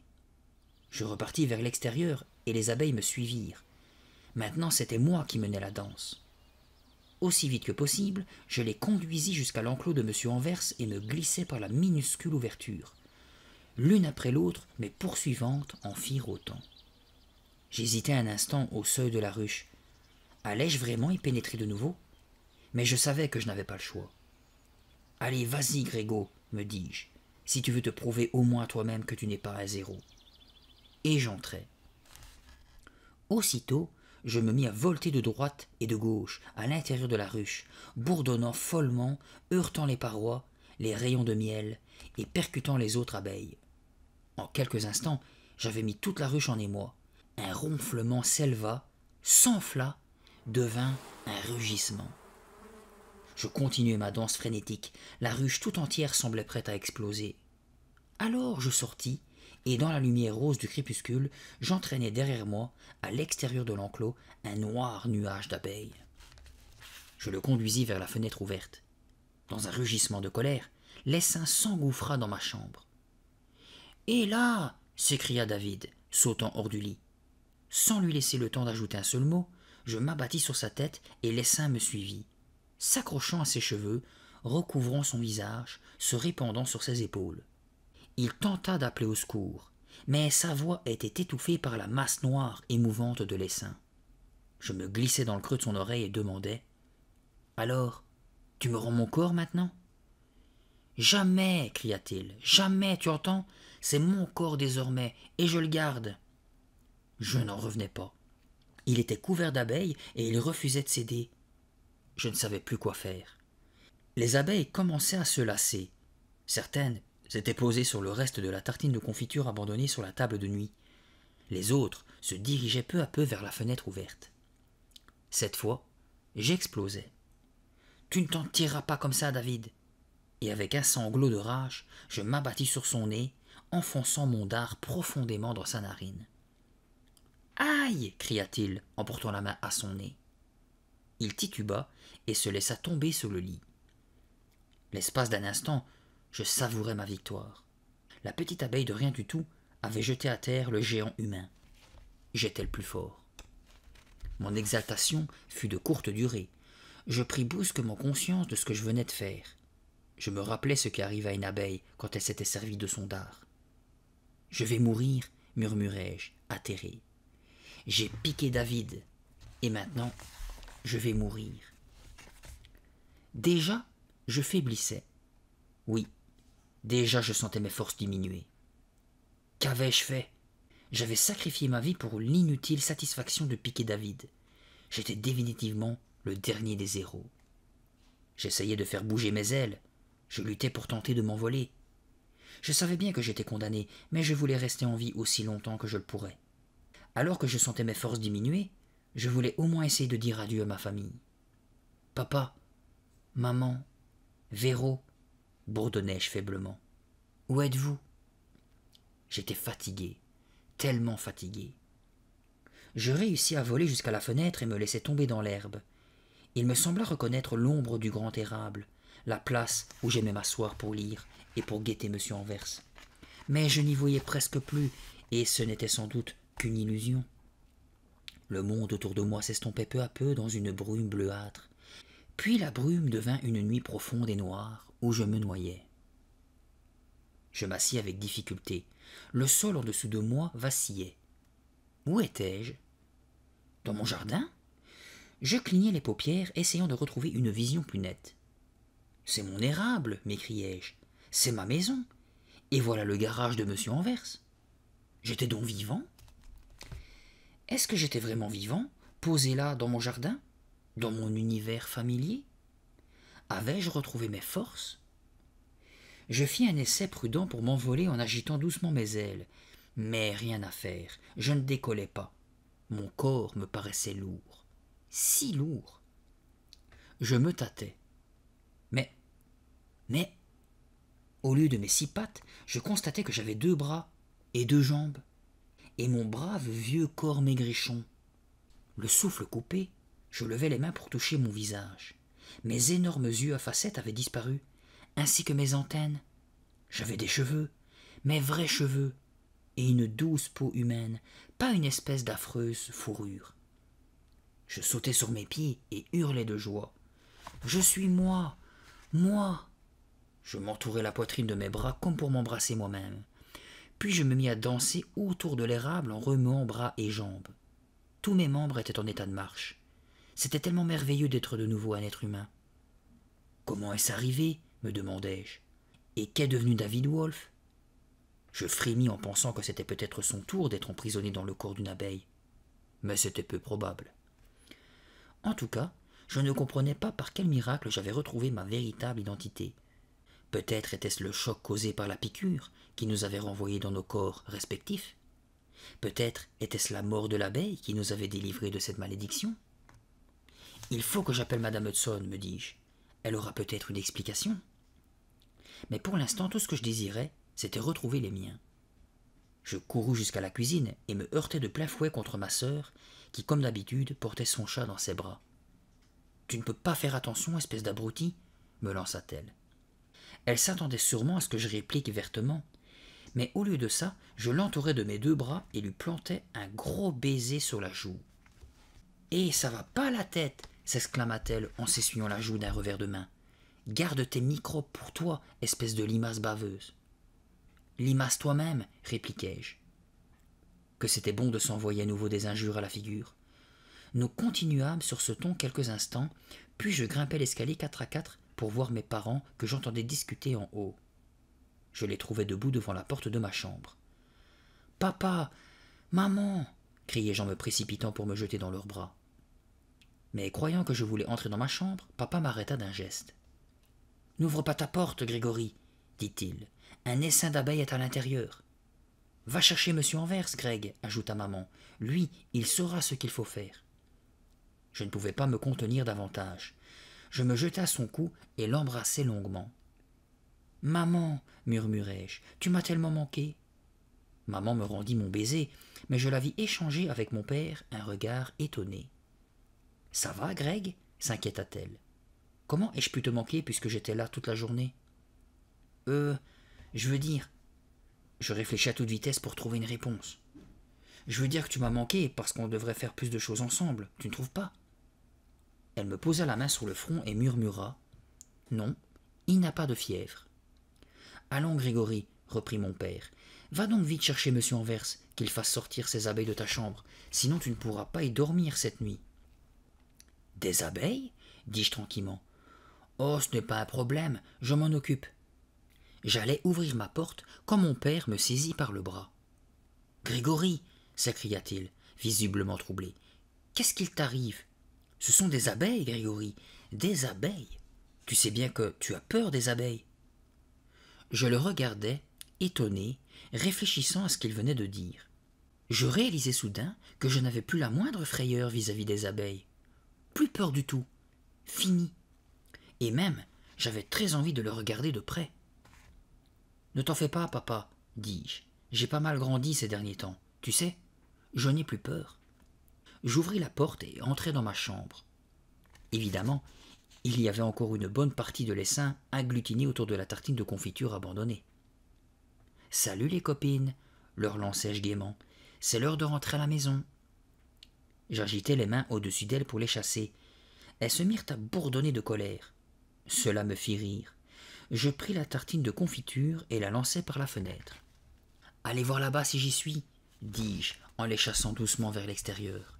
« Au revoir, et prenez bien soin de vos rayons de miel. Un de ces jours, je vous ferai une petite visite. » Quand la dernière abeille eut quitté les lieux, je me tournai vers mes parents, immobiles devant la porte, qui me fixaient avec des yeux stupéfaits. « Papa ?» dis-je. « Maman ?» Papa battit des paupières comme s'il se réveillait. Il vint vers moi et me prit par les épaules. « Greg, tu es sûr que tu vas bien ?»« Je vais bien, papa, répondis-je, avec un sourire, jusqu'aux oreilles. Je n'ai même jamais été aussi bien. » Voilà déjà 1 mois que cette incroyable aventure m'est arrivée. C'est déjà presque la fin de l'été. Je suis assis à ma place favorite, sous le gros érable, un livre à la main et un sac de chips à côté de moi. J'aime vraiment cet endroit. Les fleurs sont épanouies et notre jardin est magnifique en ce moment. J'ai passé ces derniers jours de vacances ici, à me reposer. Bien sûr, je suis aussi allé au terrain de jeu. Un jour, j'ai rencontré par hasard la fille rousse que j'avais vue sortir du bureau des échanges. Nous avons fait un bout de chemin ensemble en bavardant, et je n'ai même pas marché sur mes lacets, ni glissé sur une peau de banane, ni rien de ce genre. Elle est vraiment gentille. J'espère qu'elle n'est pas en train de faire des plans pour changer de corps avec qui que ce soit.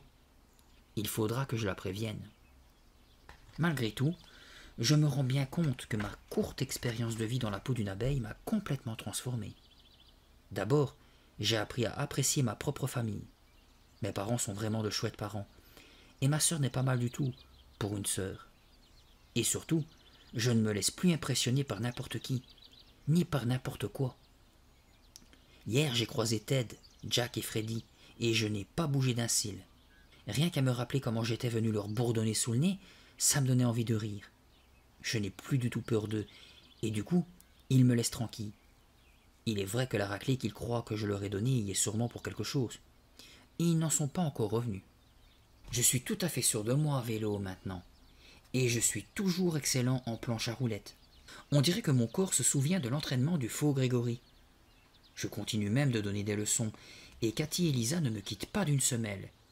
Même Louis et Gaël viennent me demander conseil. Il y a quelques jours, j'ai rencontré David Wolf au terrain de jeu. D'abord, je n'avais pas du tout envie de lui parler, mais finalement, c'est un garçon sympathique. Il s'est excusé. « Je n'aurais pas dû essayer de te voler ton corps, m'a-t-il dit. Je suis désolé, mais tu sais, les choses n'ont pas été beaucoup mieux pour moi, en fin de compte. Avec la pauvre cervelle d'abeille qui s'était installée dans ma tête, mes tests de maths au cours de rattrapage ont été une catastrophe. On a bien ri tous les deux. Et maintenant, on est copains. Oui, ma vie est redevenue normale. Je me sens totalement, merveilleusement normal. C'est un tel plaisir d'être assis ici, dans mon jardin, à lire tranquillement, à respirer l'air frais et la bonne odeur des fleurs. Ces roses trémières sont un vrai délice. Il faut vraiment que j'aille les respirer de plus près, que j'aille les goûter. Ce n'est pas si difficile d'aspirer le pollen des fleurs.